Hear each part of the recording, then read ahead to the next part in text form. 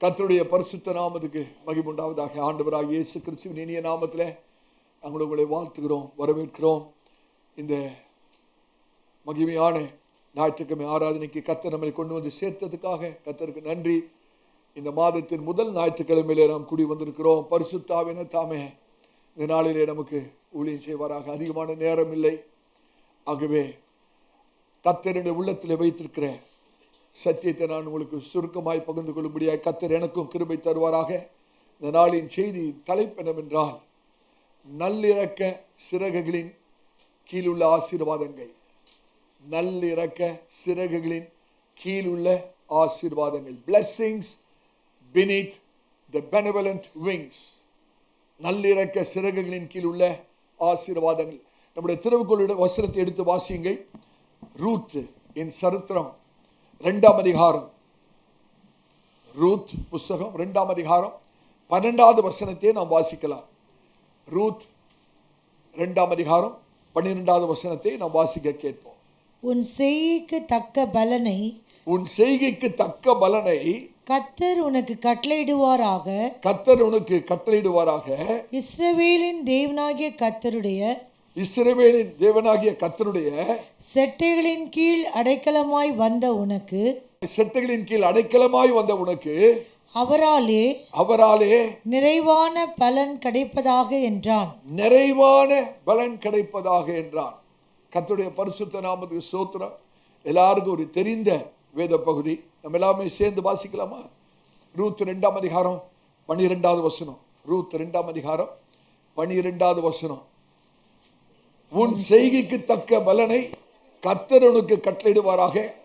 இஸ்ரவேலின் தேவனாகிய கர்த்தருடைய செட்டைகளின் கீழ் அடைக்கலமாய் வந்த உனக்கு அவராலே நிறைவான பதில் கிடைப்பதாக என்றான்.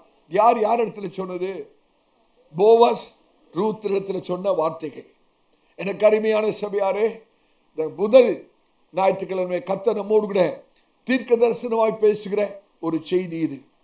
நம்ம எல்லாருக்கும் தெரியும், ரூத் ஒரு புறஜாதியான மோவாபிய ஸ்திரீ. தன்னுடைய எல்லா விக்கிரகங்களையும் தவிர்த்து விட்டு, எல்லா புறஜாதி பழக்க வழக்கங்களையும் விட்டுவிட்டு, தன்னுடைய தேசத்தை விட்டுவிட்டு நகோமியோடு கூட பெத்லகேம் யூதாவுக்கு கர்த்தரை நம்பி, இஸ்ரவேலின் தேவனாகிய கர்த்தரை நம்பி புறப்பட்டு வந்தது நமக்கு எல்லாருக்கும் தெரியும். அந்த மகளை பார்த்து போவாஸ் சொல்றாரு, ரூத்தே, நீ இஸ்ரவேலின் தேவனுடைய செட்டையின் கீழே நீ அடைக்கலமாய் வந்தபடினாலே, கர்த்தரையே நீ நம்பி வந்தபடினாலே, கர்த்தர் உனக்கு ஏற்ற பலனை கட்டளையிடுவார் என்று சொல்கிறார். ஆமென். அவர் சொல்ற அந்த வசனத்தை பாருங்க, ரொம்ப அருமையான ஒரு காரியம். ரூத் 2ஆம் அதிகாரம் 12வது வசனத்திலே நீங்கள் அதை கவனிக்க வேண்டும் என்று நான் விரும்புகிறேன். அதாவது ரூத் 2ஆம் அதிகாரம் 12வது வசனத்திலே, உன் செய்கைக்கு தக்க பலன், உன் செய்கைக்கு தக்க பலன் கர்த்தர் உனக்கு கட்டளையிடுவாராக. இஸ்ரவேலின் தேவனாகிய கர்த்தருடைய செட்டையின் கீழ், செட்டைகளின் கீழ் அடைக்கலமாய் வந்த உனக்கு அவராலே நிறைவான பலன் கிடைப்பதாக. நிறைவான பலன். நான் தாழ்மையாய் கர்த்தருடைய ஊழியக்காரனா சொல்றேன், இன்னைக்கு அந்த இஸ்ரவேலின் தேவனாகிய கர்த்தரை நம்பி அவருடைய செட்டையின் கீழே அடைக்கலம் புகுந்த ஒவ்வொருவருக்கும் கர்த்தர் ஒரு நிறைவான பலனை வைத்திருக்கிறார். எத்தனை பேர் விசுவாசி? ஒரு நிறைவான பலன், ஃபுல் ரிவார்ட், ஒரு ஃபுல் ரிவார்ட், நிறைவான பலனை கர்த்தர் நம் ஒவ்வொருவருக்கும் வைத்திருக்கிறார். கர்த்தருடைய பரிசுத்த நாமத்துக்கு ஸ்தோத்திரம். ரூத் பெத்லகேம் யூதாவுக்கு நகோமியை நம்பி வரவில்லை, நகோமியின் தேவனை நம்பி வந்தார். ஹல்லேலூயா. இதுதான் நம்முடைய வாழ்க்கையிலும் உண்மை. நாமும் ரூத்தை போல எல்லாரும் புறஜாதிகள் தான். நாமும் இஸ்ரவேலுடைய காணி ஆட்சிக்கு புறமே இருந்தவர்கள், தேவனை அறியாதவர்கள், தேவனை விட்டு தூரமாக இருந்தோம். ஆனாலும் ஆண்டவராய் இயேசு கிறிஸ்துவின் இரத்தத்தாலே நாம் எல்லாரும் தேவனுக்கு சமீபமாக்கப்பட்டோம். ஆண்டவரத்தில் நம்ம கிட்டி சேர்ந்தோம். கர்த்தருடைய பரிசுத்த நாமத்துக்கு ஸ்தோத்திரம். இன்றைக்கும் கர்த்தருடைய பரிசுத்த ஆலயத்துக்குள்ளே வந்த ஒவ்வொருவரும், நீங்க எங்க இருக்கிறீங்கன்னா இஸ்ரவேலின் தேவனுடைய வல்லமையான செட்டையின் கீழே இருக்கிறோம். ஹல்லேலூயா. நம்ம எங்க இருக்கிறோம்? இஸ்ரவேலின் தேவனாகிய கர்த்தருடைய சட்டையின் கீழே நம்ம ஒவ்வொருவரும் இருக்கிறோம். எனக்கு அருமையான சபையாரே, ஆண்டவராய் இயேசு யூதர்களை பார்த்து சொல்லுகிற ஒரு வார்த்தை என்னவென்றால், தாய் கோழியானது தன் குஞ்சுகளை தன்னுடைய செட்டின் கீழே சேர்த்துக் கொள்வது போல அநேக சமயத்திலே நான் உங்களை என்னுடைய செட்டின் கீழே சேர்த்துக் கொள்ளும்படியாக உங்களை அழைத்தேன், ஆனாலும் நீங்கள் அதை மறுத்து விட்டீர்கள். அநேக சமயத்தில் நான் உங்களை அழைத்தேன். ஒரு தாய் கோழி தன் குஞ்சுகளை செட்டையின் கீழே எப்படி சேர்த்து அடைத்து வைப்பது போல நான் உங்களை அழைத்தேன், ஆனால் நீங்களோ வர மறுத்து விட்டீர்கள் என்று சொல்லி ஆண்டவராய் இயேசு யூதர்களை பார்த்து சொன்னது நமக்கு ஞாபகம் இருக்கும் நினைக்கிறேன். அந்த வசனத்தை எடுத்து வாசிங்க. லூக்கா 13ஆம் அதிகாரம் 34வது வசனத்தை வாசிங்கள். லூக்கா 13ஆம் அதிகாரம் 34வது வசனத்தை வாசிங்க. எருசலேமே எருசலேமே எருசலேமே எருசலேமே, தீர்க்கதரிசிகளை கொலை செய்து உன்னிடத்தில் அனுப்பப்பட்டவர்களை கல்லெறிகிறவளே, கோழி தன் குஞ்சுகளை தன் சிறகுகளின் கீழே கூட்டி சேர்த்துக் கொள்ளும் வண்ணமாக நான் எத்தனை தரமோ உன் பிள்ளைகளை கூட்டி சேர்த்துக் கொள்ள மனதாயிருந்தேன். உங்களுக்கோ மனதில்லாமற் போயிற்று. இதுதான் யூதருடைய பிரச்சனை. ஆண்டவராய் இயேசுவை மேசியாவாக ஏற்றுக்கொள்ளாதபடி, அவரை புறக்கணித்தபடினாலே எத்தனையோ ஆண்டவர் அன்பாக அவளை கூட்டி சேர்க்க பிரயாசப்பட்டும் யூதர்கள் அவளை மறுத்து அவளை ஏற்றுக்கொள்ளாது போனபடினாலே புறஜாதிகளாக நமக்கு ரட்சிப்பு வந்தது. இன்னைக்கு நாம் ஆண்டவராகிய சர்வ வல்லவருடைய செட்டையின் கீழே நாம் இன்றைக்கு அடைக்கலம் புகுந்திருக்கிறோம். கர்த்தருடைய பரிசுத்த நாமத்துக்கு ஸ்தோத்திரம். ஹல்லேலூயா. எவ்வளவு பெரிய ஒரு ஸ்லாக்கியம் என்று யோசித்து பாருங்க. பரிசுத்த வேதாகமத்திலே 2 விதமான செட்டைகளை குறித்து ஆவின் எழுதி வைத்திருக்கிறார். 2 விதமான செட்டைகள். ஒன்று கழுகுகளுடைய செட்டைகள். இரண்டாவது தாய்க்கோழியுடைய செட்டைகள். ஒரு கழுகு தன்னுடைய குஞ்சுகளை தன்னுடைய செட்டையின் கீழே சுமந்து உயர பறந்து எழும்புவது போல கர்த்தர் நம்மை அவருடைய செட்டையின் மேலே வைத்து நம்மை உயரத்துக்கு, உன்னதத்துக்கு, உயர்ந்த ஆவிக்குரிய அனுபவத்துக்கு கர்த்தர் நம்மை கொண்டு போகிறார். அது மாத்திரமல்ல, எப்படி ஒரு தாய் கோழி தன்னுடைய செட்டையின் கீழே தன்னுடைய குஞ்சுகளை கூட்டி சேர்த்து பாதுகாப்பது போல ஆண்டவராய் இயேசு அநேக சமயங்களிலே, ஆபத்து வந்த நேரங்களிலே, போராட்டம் வந்த நிலைகளிலே நம்மை கூட்டி சேர்த்து அவருடைய செட்டையின் கீழே நமக்கு அடைக்கலம் கொடுத்திருக்கிறார். 2 விதமான செட்டைகள். கழுகுடைய செட்டைகள் நம்மை உயர கொண்டு போவதற்காக, ஆனால் தாய்க்குடைய செட்டைகள் அந்த செட்டைக்குள்ளாக நம்மை கூட்டி சேர்த்து நமக்கு பாதுகாப்பை தரும்படியாக. யோசித்து பாருங்க, பரிசுத்த ஆவியானவர் ஏன் இந்த 2 செட்டைகளை விசேஷப்படுத்தணும்? சிந்திக்க வேண்டிய விஷயம். மற்ற பறவைகளுக்கும் செட்டைகள் இருக்குது, அப்படிதானே?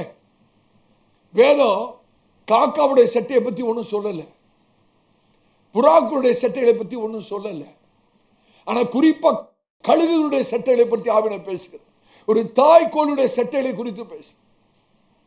நம்ம எல்லாருக்கும் தெரியும், அந்த கழுகுகள் தன்னுடைய செட்டையை விரித்து அந்த அந்த மலை உச்சியிலே அந்த தாய் கழுகு ஒரு கூட்டை கட்டி நிறைய இறகுகளாக வைத்து அந்த அந்த முட்டையிட்டு குஞ்சு பொறித்து அந்த அந்த கழுகு குஞ்சுகள் வளர்ந்து பறக்கும் நிலையில வரும்போது அந்த தாய்க்கோழி, அந்த தாய் கழுகு அந்த கூட்டிலிருந்து அந்த இறகுகளாக எடுக்கும்போது அந்த முட்கள் குத்துமா.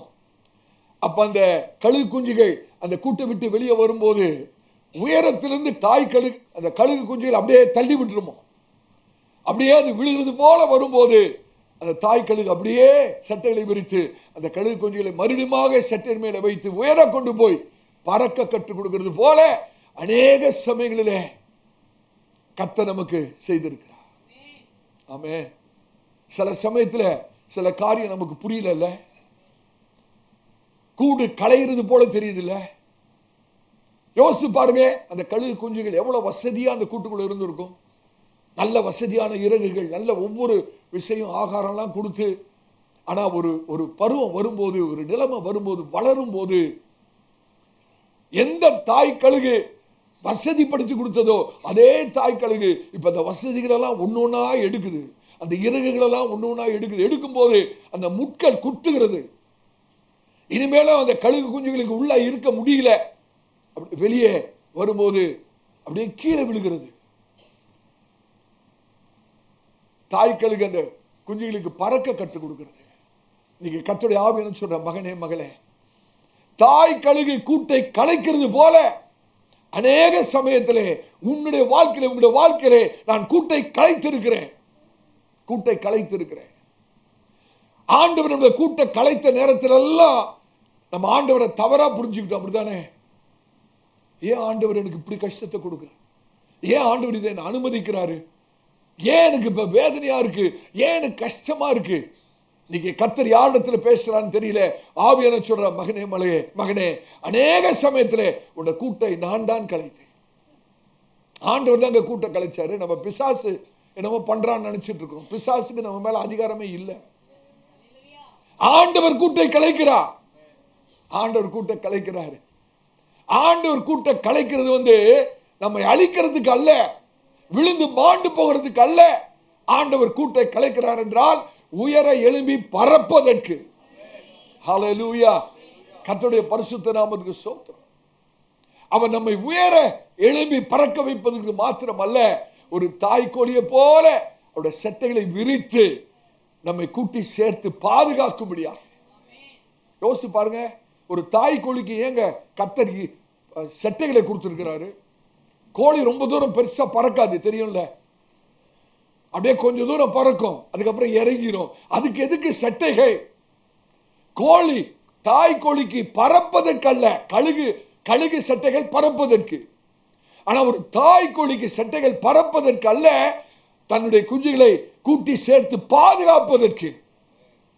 யோசிச்சு பாருங்க, எத்தனை விசை ஒரு தாய் கழுகு போல, ஒரு தாய் கோழியை போல கர்த்தர் நம்மை நடத்தியிருக்கிறார். கர்த்தருடைய பரிசுத்த நாமத்துக்கு ஸ்தோத்திரம். அந்த தாய் கழுகு தன்னுடைய செட்டைகளிலே தன்னுடைய குஞ்சுகளை சுமந்து செல்கிறது. ஆனா ஒரு தாய் கோழி தன்னுடைய செட்டையின் கீழே தன்னுடைய குஞ்சுகளை கூட்டி சேர்த்து பாதுகாக்கிறது. இந்த ரெண்டு அனுபவமும் ஒவ்வொரு விசுவாசிக்கும் வேணும். ஆமே. இந்த காலவெளியிலே நான் உங்ககிட்ட ஒரு கேள்வி கேட்டா, உங்களுக்கு கழுகு ரொம்ப பிடிக்குமா அல்லது கோழி பிடிக்குமா அப்படின்னு கேட்டா நீங்க எல்லாமே சொல்லுங்க, எங்களுக்கு சிக்கன் தான் பாஸ்டர் ரொம்ப இஷ்டம். அப்படித்தானே? இன்னைக்கு மதியானம் உங்க வீட்டில் என்னன்னு தெரியல, வந்துதான் பார்க்கணும். அதனால இன்னைக்கு அந்த தாய் கோழியின் செட்டைகளை குறித்து தான் உங்ககிட்ட பேச போறேன். இந்த மாதத்தின் முதல் ஞாயிற்றுக்கிழமையில கர்த்தர் சொல்றார், மகனே மகளே, ஒரு தாய் கோழி தன்னோட குஞ்சுகளை செட்டையின் கீழே கூட்டி சேர்ப்பது போல நான் உங்களோட செட்டையின் கீழே கூட்டி சேர்க்கிறேன். ஹல்லேலூயா! உண்மையான கர்த்தருடைய பிள்ளைகளாய் இருப்பீர்கள் என்றால் நாம் எல்லாரும் வல்லமையுள்ள சர்வ வல்ல தேவனுடைய செட்டையின் கீழே தான் நம்ம இருக்கிறோம்.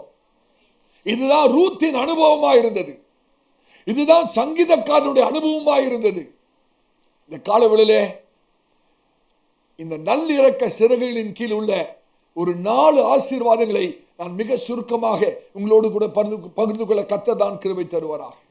இதோ வேதாகத்தில் உள்ள ஒரு வாக்குத்தத்தத்தை நினைச்சிடக்கூடாது. நம்முடைய நிஜ வாழ்க்கையிலே கர்த்தர் செய்கிற காரியங்கள். முதலாவது ஆசீர்வாதம், அவரது சிறகுகளின் கீழ் பாதுகாப்பு இருக்கிறது. அவருடைய சிறகுகளின் கீழே நமக்கு பாதுகாப்பு இருக்கிறது. இரண்டாவது, அவரது சிறகுகளின் கீழ் தேவைகள் சந்திக்கப்படுதல் உண்டு. அவருடைய சிறகுகளின் கீழ் தேவைகள் சந்திக்கப்படுதல் உண்டு. மூன்றாவது, அவரது சிறகுகளின் கீழ் சமாதானம் இருக்கிறது. அவருடைய சிறகுகளின் கீழ் சமாதானம் இருக்கிறது. நான்காவதாக, அவரது சிறகுகளின் கீழ் பத்திரப்படுத்தப்படுதல் இருக்கிறது, பிரிசர்வேஷன். ஆமென். முதலாவது என்னது? அவருடைய சிறகுகளின் கீழ் ப்ரொடெக்ஷன் அண்டர் ஹிஸ் விங்ஸ். இரண்டாவது, அவரது சிறகுகளின் கீழ் தேவைகள் சந்திக்கப்படுதல், ப்ரொவிஷன் அண்டர் ஹிஸ் விங்ஸ். மூன்றாவது, அவரது சிறகுகளின் கீழ் சமாதானம், பீஸ் அண்டர் ஹிஸ் விங்ஸ். நான்காவது, அவரது சிறகின் கீழ் பத்திரப்படுத்துதல், preservation under his wings. ஆவியானவர் நம்மோடு கூட பேசுவாராக. முதலாவது, அவருடைய சிறகின் கீழே நமக்கு பாதுகாப்பு இருக்கிறது. ரூத்தை யோசித்து பாருங்க. இஸ்ரவேலின் தேவனுடைய சிறகுகளின் கீழே அந்த ரூத் தன்னுடைய பாதுகாப்பை அனுபவித்தார். ஆமென். இஸ்ரவேலின் தேவனே ரூத்துக்கு ஒரு கேடகமாக, ஒரு பாதுகாவலராக இருந்திருக்கிறார். இது ரூத்தோட அனுபவம் மாத்திரமல்ல, சங்கீதக்காரனுடைய அனுபவமாக இருந்தது. ஒரு சங்கீதத்தை எடுத்து வாசிங்க. சங்கீதம் 17, தமிழ்ல 9வது வசனம், இங்கிலீஷ் பைபிள்ல 8வது வசனம், தமிழ் பைபிள்ல 9வது வசனம். சங்கீதம் 17:9 வாசிங்கள். என்னை ஒடுக்குகிற துன்மார்க்கருக்கும், என்னை ஒடுக்குகிற துன்மார்க்கருக்கும், என்னை சூழ்ந்து கொள்ளுகிற, என்னை சூழ்ந்து கொள்ளுகிற என் பிராண பகையினருக்கும் மறைவாக, என் பிராண பகைஞருக்கும் மறைவாக, உம்முடைய செட்டைகளின் நிழலிலே, உம்முடைய செட்டைகளின் நிழலிலே என்னை காப்பாற்றும். என்னை காப்பாற்றும். எத்தனை பேருக்கு விளங்குது? அவருடைய செட்டையின் கீழே நமக்கு ஒரு பெரிய பாதுகாப்பு. ஹல்லேலூயா. இந்த வசனத்தை மட்டும் வாசிங்க. அருமையான ஒரு வசனம். உங்களுடைய பரிசுத்த வேதாகமத்தில் குறித்துக் கொள்ளுங்கள். சங்கீதம் 17:9 வசனம். சங்கீதம் 17:9 வசனம் வாசிங்க. என்னை ஒடுக்குகிற துன்மார்க்கருக்கும், என்னை ஒடுக்குகிற துன்மார்க்கனுக்கும், என்னை சூழ்ந்து கொள்ளுகிற, என்னை சூழ்ந்து கொள்ளுகிற என் பிராண பகையினருக்கும், என் பிராண பகைஞருக்கும் மறைவாக, மறைவாக, உம்முடைய செட்டைகளின் நிழலிலே, உம்முடைய செட்டைகளின் நிழலிலே என்னை காப்பாற்றும். என்னை காப்பாற்றும். தாவீது எழுதின சங்கீதம். தாவீது எப்போதும் சத்துருக்களால் சூழப்பட்ட ஒரு மனுஷன். சவுல் தாவீதை கொல்லும்படியா வகை தேடி அலைந்தார். சொந்த மகன் அப்சலோமே தாவீதுக்கு விரோதமாக எழும்புகிறார். எனக்கு அருமையானவர்களே, அவர் சொல்றார் பாருங்க, என்னை ஒடுக்குகிற துன்மார்க்கருக்கும், என்னை சூழ்ந்து கொள்ளுகிற என் பிராண பகைஞருக்கும் மறைவாக. கர்த்தர் நம்முடைய செட்டையின் கீழே நம்ம எப்படி பாதுகாக்கிறார் என்றால், நம்மை மறைத்து வைத்து, சத்ரு நம்மை காணாதபடி, துன்மார்க்க நம்மை காணாதபடி நம்மை மறைத்து வைத்து காப்பாற்றுகிற கர்த்தர். அவருடைய பரிசுத்த நாமத்துக்கு ஸ்தோத்திரம். சங்கீதக்காரன் எழுதுகிறார் பாருங்க. இன்னொரு சங்கீத வாசிங்க. சங்கீதம் 91:4 வசனத்தை வாசித்து பாருங்க. சங்கீதம் 91:4 வசனத்தை வாசிங்க. அவர் தமது சிறகுகளாலே, அவர் தமது சிறகுகளாலே உன்னை மூடுவார், உன்னை மூடுவார். அவர் செட்டைகளின் கீழே, அவர் செட்டைகளின் கீழே அடைக்கலம் புகுவாய், அடைக்கலம் புகுவாய். அவருடைய சத்தியம், அவருடைய சத்தியம் உனக்கு பரிசையும் கேடகமும் ஆகும். உனக்கு பரிசையும் கேடகமும் ஆகும். சபையாரே, இதுதான் ரூத்தோட அனுபவம். ரூத்தோட அனுபவம். அதை தான் போவாஸ் சொல்றாரு. இஸ்ரவேலின் தேவனுடைய செட்டையின் கீழே நீ அடைக்கலம் புகுந்தபடினாலே உனக்கு நிறைவான பலன் உண்டு. அவர் தமது சிறகுகளாலே உன்னை மூடுவார். அவர் செட்டையின் கீழே அடைக்கலம் புகுவாய். அவருடைய சத்தியம் உனக்கு பரிசையும் கேடகமாகும். ஹல்லேலூயா. எவ்வளவு ஒரு வல்லமையான ஒரு சத்தியம் பாருங்க. ஏற்கனவே சொன்னது போல அந்த தாய் கழுகு சட்டைகளை விரித்து தன்னுடைய குஞ்சுகளை அப்படியே பாதுகாக்கிறது போல எவ்வளோ ஆபத்துக்கள் வரும். கழுகுக்கு எதிரி எது தெரியுமா? இன்னொரு பறவை ஒன்று இருக்கு. அது சைஸ்ல சின்னதா இருக்கும். ஆனா கழுகை காட்டிலும் ரொம்ப பலனுள்ள ஒரு பறவை. அதை அந்த தாய் கழுகு தன்னுடைய குஞ்சுகளை அப்படியே செட்டையின் கீழே கொண்டு வரும்போது அந்த எதிரி பறவை அந்த கழுகு குஞ்சுகளை அப்படியே பறித்து கொள்ளும் போகும்படியா வரும்போது அந்த தாய் கழுகு பலவீனத்தின் மத்தியிலும் தன்னுடைய குஞ்சுகளை காக்கும்படியாக அதுக்கு விரோதமா போராடுமா. அதுக்கு விரோதமா போராடுமா. கடைசியில அந்த அந்த எதிரியாய் வந்த பறவை அந்த கழுகு குஞ்சுகளை ஒன்றும் செய்ய முடியாத ஒரு நிலைமையில அதை விட்டு தூரமா போயிடுமா. எத்தனை சமயத்துல கர்த்தர் நம்ம இப்படி நம்மை காத்திருக்கிறார். ஆமென். அதே போல யோசிச்சு பாருங்க. ஒரு தாய் கோழி, அந்த கோழி குஞ்சுகள் அங்கங்க அப்படியே மேய்ஞ்சிட்டு இருக்கும். திடீர்னு அந்த தாய் கோழி ஒரு எச்சரிப்பின் சத்தம் கொடுக்கும். கேட்டிருக்கீங்களா? அந்த ஒரு சத்தத்தை கேட்டவுடனே அந்த கோழி குஞ்சு எல்லாம் சிறுக்கில வந்துடும். அருமையான வாலிப தம்பியே, அருமையான வாலிப தம்பி, எத்தனை விஷயம் கர்த்தர் நம்ம எச்சரித்துக் கொண்டே இருக்கு. அருமையான சகோதரனே சகோதரியே, எத்தனை விசை அந்த எச்சரிப்பின் சத்தம் கேட்டுக்கொண்டே இருக்கிறது. ஆனா அநேக சமயத்திலே அந்த எச்சரிப்பின் சத்தத்தை கேட்டும் அவருடைய செட்டின் கீழே வர தவறி விடுகிறோம். இன்னைக்கு கர்த்தர் நம்மோடு கூட அன்பாய் பேசுகிறார். ஹல்லேலூயா. சமீபத்தில் நடந்த அந்த ஏழைகளில் நடந்த அந்த யூத் ரிட்ரீட்ல அநேக வாலிப பிள்ளைகளுக்கு கர்த்தர் தரிசனத்தை கொடுத்தார். என்ன தரிசனம் தெரியுமா? சத்ரு ஆகிய பிசாசு சர்ப்பத்தை போல இந்த பிள்ளைகளுக்கு விரோதமா வரும்போது கர்த்தர் அந்த சர்ப்பத்தை அழித்து இந்த பிள்ளைகளை பாதுகாத்து இந்த பிள்ளைகளுக்கு ஜெயத்தை கொடுக்கிற தரிசனங்கள் அநேக பிள்ளைகளுக்கு ஒரே மாதிரி தரிசனம். ரொம்ப ஆச்சரியமா இருந்தது. அது மாத்திரமல்ல, அந்த ஏலகிரி YMCA கேம்ப்ல நாங்க இருக்கும்போது நம்முடைய சபையில நம்முடைய விசுவாசி சகோதரி ஒருத்தவங்க திடீர்னு அவசரமா ஃபோன் பண்றாங்க. அவங்க ஃபோன் பண்ணி, பாஸ்டர் எனக்கு ஒரு அவசர ஜெபம் வேணும் அப்படின்னு சொன்னாங்க. அப்படி என்னன்னு கேட்டபோது, அந்த முந்தின ராத்திரி அந்த சகோதரிக்கு ஒரு சொப்பனம் வந்திருக்கிறது. அந்த சொப்பனத்தில் ஒரு 3 நபர் தீமை செய்யும்படியாக சத்துருடைய பிரதிநிதிகளாக இந்த சகோதரியை வந்து கயிறினால கட்டுகிறாங்களாம். கயிறினால கட்டி இறுக்கி அவர்களை சேதப்படுத்தும்படியாக சத்ரு வந்து அவர்களை அச்சுறுத்தி ஒரு காரியத்தை சொல்றானா, நீ ஏன் உன்னோட 2 பிள்ளைகளையும் இந்த வாலிப முகாமுக்கு அனுப்புனேன்னு பிசாசு கேட்கிறான். யோசிச்சு பாருங்க. ஏன் உன்னோட 2 பிள்ளைகளையும் வாலிப முகாமுக்கு அனுப்புனேன் அப்படின்னு சொல்லி அந்த அசுத்தாவிகள் போராடுங்க. அப்போ யோசித்து பாருங்க, வாலிப பிள்ளைகளுக்கு விரோதமா பிசாசு எப்படி கிரியை செய்து கொண்டிருக்கிறான். ஆனா கர்த்தருக்கு ஸ்தோத்திரம், அந்த முகாமுக்கு வந்த வாலிப பிள்ளைகளுக்கு தெரியும், அது தேவனுடைய மகிமையின் பிரசனம் அந்த பிள்ளைகளை மூடி இருந்தது. அபிஷேக தைலம் அந்த பிள்ளைகள் மேல் ஊற்றப்பட்டிருந்தது. ஒரு மேகம் போல அந்த பிள்ளைகளுக்கு ஒரு பாதுகாப்பு இருந்தது. ஹல்லேலூயா. கர்த்தருடைய பரிசுத்த நாமத்துக்கு மகிமை உண்டாகட்டும். இன்னைக்கு நான் தாழ்மையா சொல்றேன், உங்களுடைய பிள்ளைகள் கர்த்தரால் காக்கப்படணும். பெற்றோர்களே, தாய்மார்களே, தகப்பன்மார்களே, உங்களுடைய பிள்ளைகள் கர்த்தரால் காக்கப்படணும். கர்த்தருடைய வார்த்தையினால போதிக்கப்படணும். தேவ பிரசன்னத்திலே உங்க பிள்ளைகள் காணப்படணும். அதுக்குதான் நாங்க எவ்வளவோ பிரயாசம் எடுக்கிறோம். காரணம், நம்முடைய பிள்ளைகள் பாதுகாப்பற்ற நிலைமையில போய்விடக்கூடாது.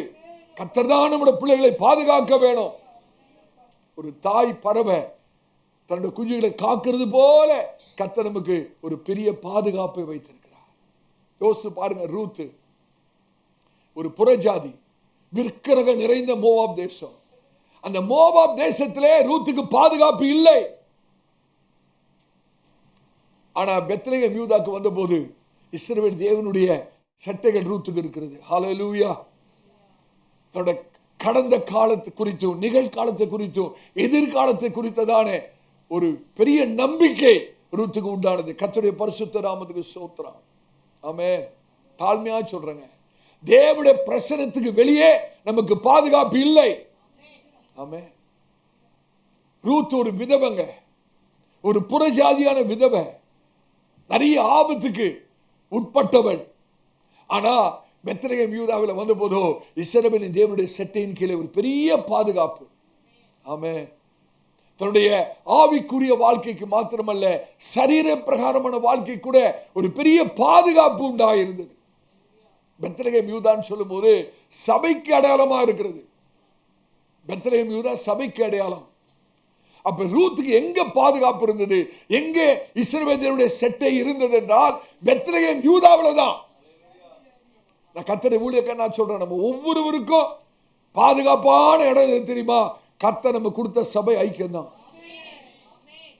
கர்த்தர் உங்களுக்கு எந்த சபை ஐக்கியத்தை கொடுத்திருக்கிறாரோ அந்த சபை ஐக்கியம் தான் நமக்கு பாதுகாப்பு. கர்த்தருடைய பரிசுத்த நாமத்துக்கு சபையாரை நமக்கு அநேக ஆவிக்குரிய போராட்டங்கள் இருக்கிறது. பிசாசு பலவிதமாக கர்த்தருடைய ஜனங்களுக்கு விரோதமாய் போராடி கொண்டிருக்கிறார். சந்தேகம், பயம் என்ற அக்கினி ஆஸ்திரங்களை கர்த்தருடைய ஜனங்களுக்கு விரோதமாய் அவன் எரிந்து கொண்டிருக்கிறான். ஆனால் எல்லா சத்துடைய கிரிகளுக்கு மேலாக கர்த்தர் நமக்கு ஒரு பாதுகாப்பை வைத்திருக்கிறார். கர்த்தருடைய பரிசுத்த நாமத்துக்கு இஸ்ரவேல் ஜனங்களை யோசித்து பாருங்களேன். ஆண்டவர் அவர்களை காத்த விதம் எப்படி தெரியுமா?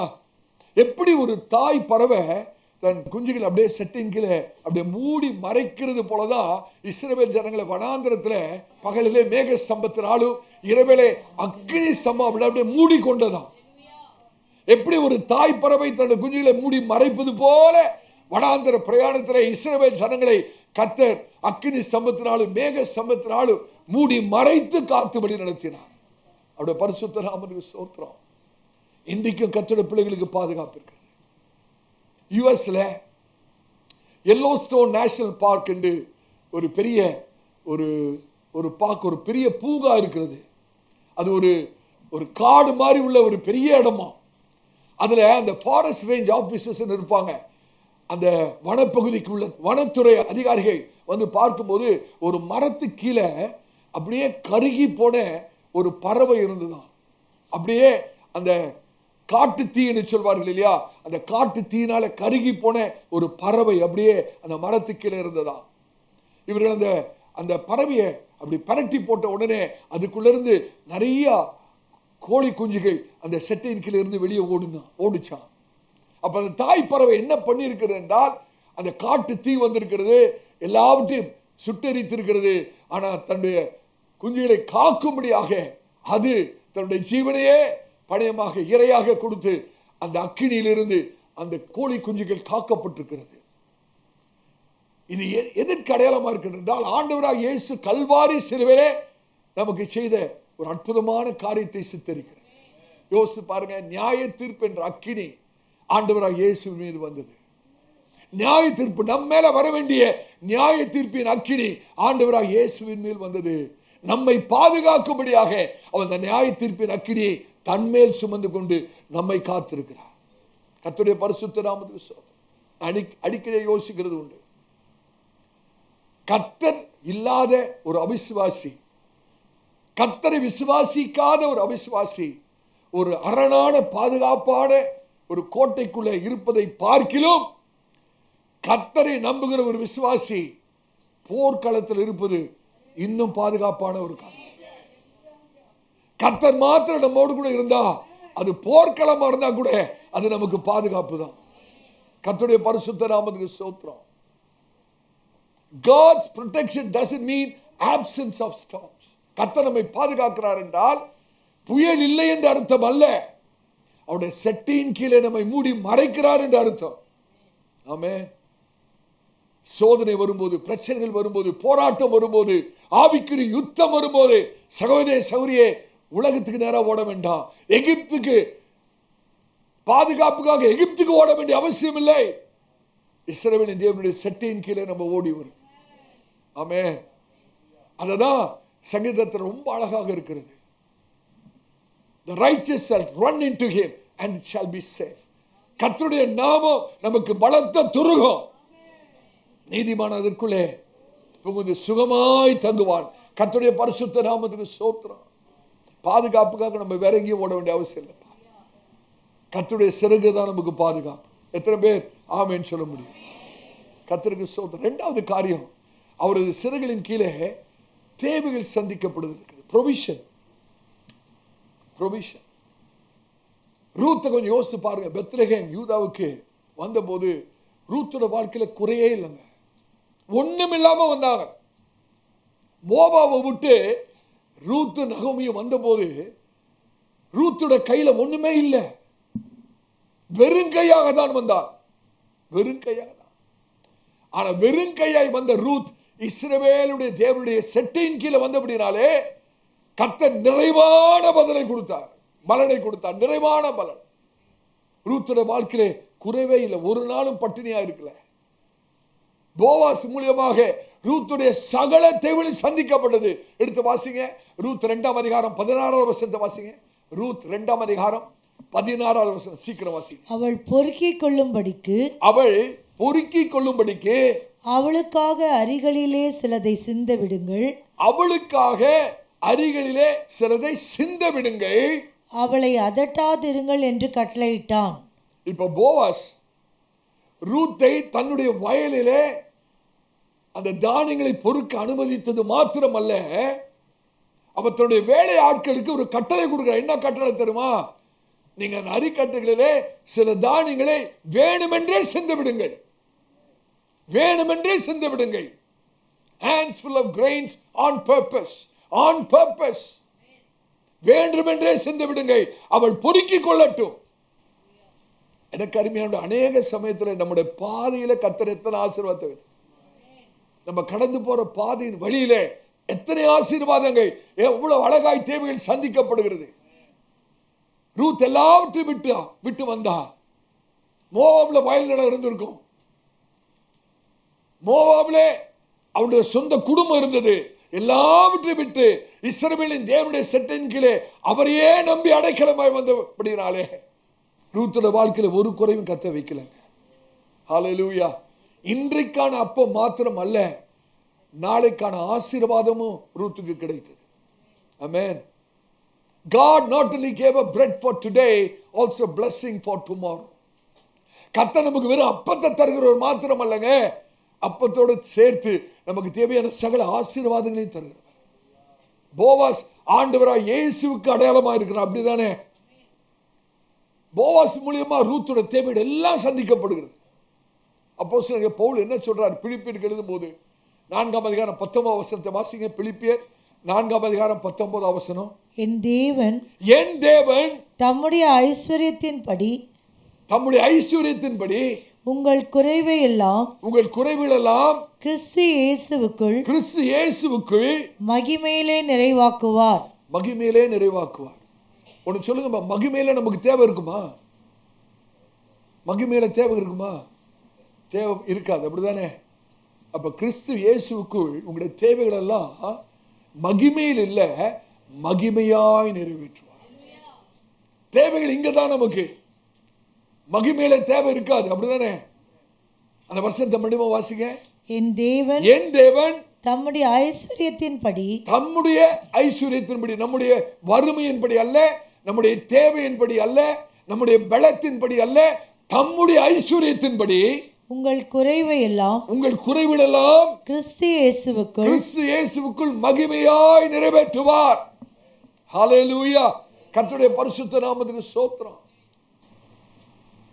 நான் தாழ்மையா சொல்றேங்க, 1992ஆம் ஆண்டு என்னுடைய மத்திய அரசாங்க வேலையை நான் ராஜினாமா பண்ணும்போது என்னுடைய டைரக்டர் ஜெனரல் என்னை பார்த்து சொன்னது இதுதான்: நீ என் பேச்சை கேட்காம ஒரு நல்ல class 1 gazetted officer poster resign பண்ண, நீ போய் பிச்சை தான் எடுப்பான்ட்டார். என் பேச்சை நீ கேட்காம ரிசைன் பண்ற, நீ போய் பிச்சை எடுப்பான்ட்டார். ஆனா கர்த்தருடைய ஊழியக்காரனா சொல்ல முடியும். 2025ஆம் ஆண்டுல நம்ம இருக்கிறோம்.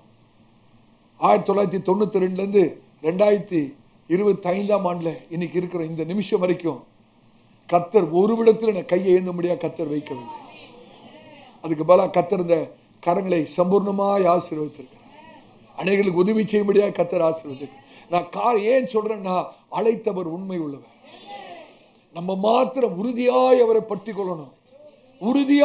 கொள்ளணும், முழு மனதாய் நம்ப வேண்டும். எல்லா சூழ்நிலையும் அவர் மேல் நம்பிக்கையா இருக்கணும். மனம் சோர்ந்து போக கூடாது, மனம் தளர்ந்து போக கூடாது. ஏற்கனவே சொல்லியிருக்கிறேன் நினைக்கிறேன். 1992ஆம் ஆண்டு முழு நேர ஊழியத்துக்கு வேலையை ரிசைன் பண்ணிட்டு நாங்கள் 2 பேரும் வந்தபோது 3 தீர்மானம் என்ன தெரியுமா? முதல்ல கடன் வாங்க மாட்டோம், யாருக்கிட்டையும் கடன் வாங்க மாட்டோம்னு ஒரு பொறுத்தினேன். 1992ஆம் ஆண்டு நடந்த விஷயத்தை நான் சொல்றேன். யாருக்கிட்டையும் எதற்கும் கடன் வாங்க மாட்டோம். 2வது, எங்களுடைய தேவைகளை எந்த மனுஷத்திலும் சொல்ல மாட்டோம். 3வது, எங்களுடைய பெற்றோரிடத்திலிருந்து நாங்கள் உதவியை வாங்க மாட்டோம். அன்பின் நிமித்தம் அவங்க உதவி செய்வாங்க. எங்க அப்பா அம்மாவும் நல்ல வசதியா இருந்தவங்க, அவங்க அப்பா அம்மாவும் நல்லா இருந்தவங்க. ஆனா அவங்களிடத்துல நாங்கள் உதவியை வாங்க, காரணம் அவங்ககிட்ட இருந்து உதவியை வாங்கிட்டா விசுவாசத்தில் எங்களால வளர முடியாது என்று சொல்லி நானும் என்னோட மனைவி இந்த 3 பொருத்தனையை செய்தோம். கர்த்தருடைய பெரிதான கிருபையினாலே இந்த நாள் மட்டும் அந்த 3 பொருத்தனைகளிலே நிலைத்து நிற்க கர்த்தர் கிருபை செய்திருக்கிறார். அவர் உண்மை உள்ளவர். அதனால தேவைகள் இல்லை என்று சொல்லல, அதனால குறைகள் வரலன்னு சொல்லல. குறைகள் வந்தது, தேவைகள் வந்தது, நிர்பந்தமான சூழ்நிலைகள் எத்தனையோ வந்தது. என் மூத்த மகள் ஸ்வீட்டி அந்த நாட்களில் ரொம்ப சின்ன பிள்ளை. சில சமயத்தில் அவள் ஏதாவது கேட்டால் ஒரு சாக்லேட் கூட வாங்கி தர இடத்துல பணம் இல்லாமல் இருந்திருக்கிறேன். எத்தனையோ நாட்கள் நாங்கள் ராயபுரத்தில் ஆரம்ப நாட்கள் தங்கியிருந்தோம். பெரம்பூருக்கு ஒவ்வொரு நாளும் ஊழியத்துக்காக வருவோம்.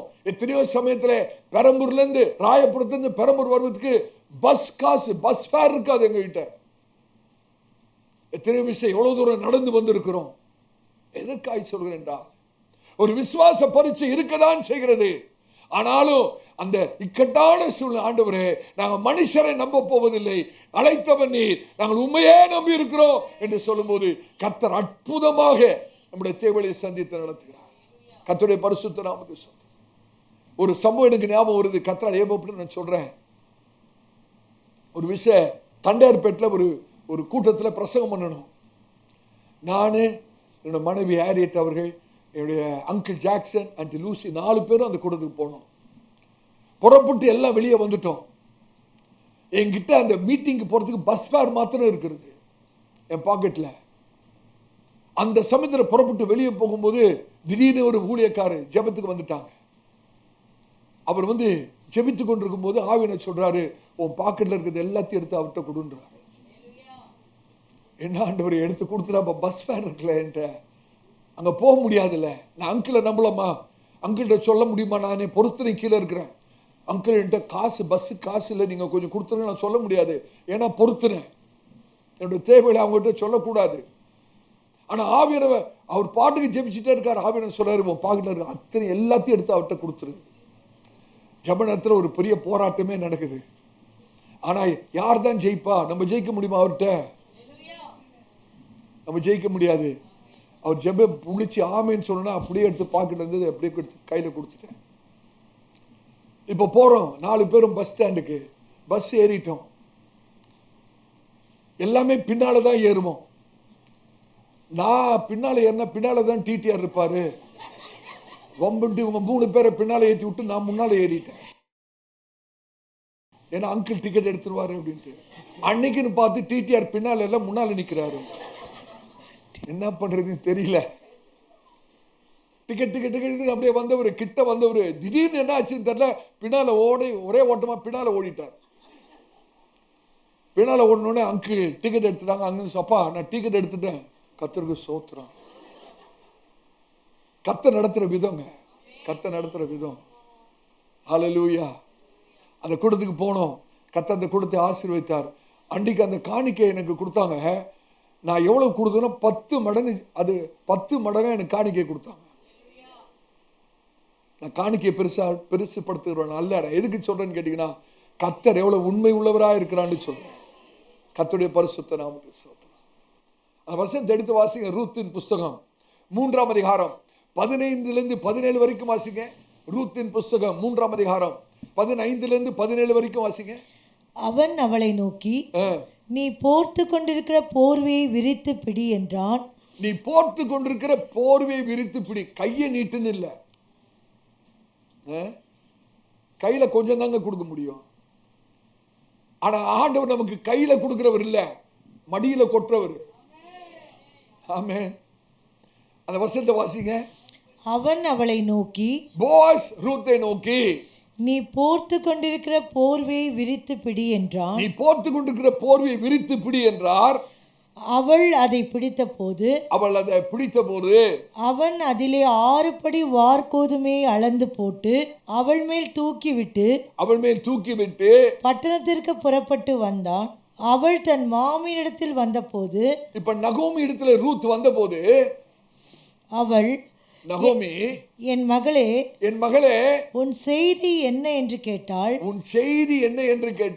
அப்பொழுது அவள் அந்த மனுஷன் தனக்கு செய்ததையெல்லாம் அவளுக்கு விவரித்தாள். நல்ல கவனிங்க. அதாவது தமிழ் பைபிள் அது எப்படி போட்டிருக்குன்னு கேட்டீங்கன்னா, அந்த பகுதி வாசிங்க. செய்தி என்ன, உன் செய்தி என்ன அப்படின்னு நகோமி கேட்கிறதா இருக்கு. இதை நீங்க இங்கிலீஷ் பைபிள்ல வாசிங்கன்னா, மகளே நீ யார் என்று கேட்கிற. What thou. நகோமிக்கு தெரியாத ரூத் யாருன்னு? இத்தனை வருஷம் கூட இருந்த மக தானே. இங்கிலீஷ் பைபிளை நீங்க வீட்டில் போய் வாசித்து பாருங்க. how is the matterன்னு கேட்கல, செய்தி என்னன்னு கேட்கல. who what thou, மகளே நீ யாரு. ஏங்க நகோமி ரூத்தை பார்த்து நீ யாருன்னு கேட்கணும்? பரிச்சயமானவர் தானே, மருமகள் தானே. அந்த எபிரேயத்துல நம்ம வாசி பார்த்தா அதோட விளக்கம் என்னன்னு கேட்டீங்கன்னா, இத்தனை வருஷம் மோவாப்ல இருந்து வந்த நாட்கள் முதல் நகோமி ரூத்துடைய கையில ஒண்ணுமே பார்க்கலையா. ரூத்துடைய வெறும் கையை தான் பார்த்திருக்கான். நகோமி ரூத்தை பார்த்த போதெல்லாம் எப்படி பார்த்திருக்கிறா? வெறும் கையலாக, வெறும் கையாக. இப்ப ரூத்துடைய கை வெறும் கையாக அல்ல, நிறைவாய் இருக்கிறது. தூக்க முடியாம சுமந்து கொண்டு வருகிறாள். நகோமியோட கண்ணு நம்ப மறுக்கிறது. மகளே, நீ யாரு? நான் உன்னை இப்படி பார்த்தது இல்லையே. வெறும் கையா தானே பார்த்திருக்கிறேன், நிறைவா பார்த்தது இல்லையே. நகோமிக்கு ஒரு பெரிய ஆச்சரியம். இன்னைக்கு கர்த்தர் யாரோடு பேசுறான்னு தெரியல, தீர்க்கதரிசனமா சொல்றேன். ஒருவேளை இத்தனை நாட்கள் உடைய கை வெறும் கையா இருந்திருக்கலாம். கர்த்தர் யாரோடு பேசுறான்னு தெரியல, தீர்க்கதரிசனமான வார்த்தை. மகளே, மகனே, ஒருவேளை உடைய கை இத்தனை நாட்களாக, மாதங்களாக, வருஷங்களாக வெறுங்கையா இருந்திருக்கலாம். உங்களை வெறுங்கையா தான் மற்றவங்க பார்த்திருக்கலாம். ஆனா கர்த்தர் சொல்றாரு, மகனே, மகளே, நீ என்னோட சமூகத்தில் வந்து வெறுங்கையாய் திரும்புவதில்லை. ஆச்சரியப்படுகிற அளவுக்கு நான் உன்னை நிறைவாய் மாற்றுவேன். வெறுங்கையாக அல்ல, உன்னை கைகளை நிரப்புகிற கர்த்தர், நிறைவான பலன். எத்தனை பேர் விசுவாசிக்கிறீங்க? விசுவாசித்தா தேவனுடைய மகிமையை காண்பீங்க. விசுவாசித்தா தேவனுடைய மகிமையை காண்பாய். இனிமேல வெறுங்கை அல்ல, நிறைவான பலன், நிறைவான பலன். எத்தனை பேர் விசுவாசிக்கிறோம்? கர்த்தர் சொல்லுங்க, ஆண்டவரே, இந்த வார்த்தை எனக்கு தான், இந்த வார்த்தை எனக்கு தான். இனிமேல வெறுங்கை அல்ல, நிறைவான பலன். கர்த்தருக்கு ஸ்தோத்திரம். அப்ப ரூத் சொல்றா பாருங்க, 17ஆம் வசனத்தை வாசிங்க. மேலும் அவர், நீ உன் மாமியார் அண்டைக்கு வெறுமையாய் போக வேண்டாம் என்று சொல்லி. மாமியார் இடத்துல எப்படி போக கூடாது? வெறுமையா போ. இதுதான் ஆண்டவர் இன்னைக்கு உங்களை பார்த்து சொல்றார், மகனே, மகளே, என்னோட சமூகத்தை விட்டு நீ போகும்போது வெறுமையாய் போக கூடாது. நான் வெறுமையாய் அனுப்புகிற தேவன் அல்ல, குறைவுகளை நிறைவாக்குகிற தேவன், வெறுமையை நிறைவாக்குற தேவன். யோசிச்சு பாருங்களேன், சிருஷ்டிப்புல கூட இந்த பூமி வெறுமையா இருந்துச்சான். ஒழுங்கின்மையா இருந்தது மாத்திரமல்ல, வெறுமையா இந்த பூமியை கர்த்தர் தம்முடைய வார்த்தையினாலே நிரப்புகிறார். நிரப்புகிற நம்ம ஆண்டவர் நிரப்புகிறவர். பிரதர், சிஸ்டர், நம்ம ஆண்டவர் நிரப்புகிறவர். ஹல்லேலூயா. உங்களுடைய கையில நிறைவா இருக்கிறத மற்றவங்க பார்க்க போறாங்க. உங்களுடைய கை நிறைவா இருக்கிறத மற்றவங்க பார்க்க போறாங்க. பார்த்துட்டு இது எப்படி கிடைச்சதுன்னு கேட்க மாட்டாங்க, நீங்க யாருமான்னு கேட்க போறாங்க. நீங்க யாருப்பான்னு கேட்க போறாங்க. ஹலோ, ஏன்னா உங்களை முந்தி அவங்க அப்படி பார்த்ததே இல்லை. எத்தனை பேர் விசுவாசிக்கிறீங்க? கர்த்தர் சும்மா பேசுறவர் அல்ல. அந்த 17ஆம் வசனத்தை வேண்டுமா வாசிங்க. மேலும் அவர், நீ உன் மாமியார் அண்டைக்கு வெறுமையாய் போக வேண்டாம் என்று சொல்லி, வெறுமையாய் போக வேண்டாம் என்று சொல்லி, இந்த 6 படி வார்கோதுமையை, 6 படி வார்கோதுமையை எனக்கு கொடுத்தார் என்றாள். எனக்கு கொடுத்தார் என்றால் ரூத் நகோமிட்ட சொல்றா, போவாஸ் எனக்கு இந்த 6 படி வார்கோதுமையை கொடுத்தாரு, வெறுமையா போவாதம்மா அப்படின்னு சொல்லி என்னுடைய மடியில 6 படி வார்கோதுமையை கொட்டினார்னு. 6ன்னு சொல்லும்போது அது என்ன என்ன அர்த்தப்படுதுன்னா, அந்த எண்ணு 6, நம்பர் 6, மனுஷன் இலக்கம் தான் 6. காரணம் 6ஆவது நாளே மனுஷன் சிருஷ்டிக்கப்பட்டான், அப்படித்தானே?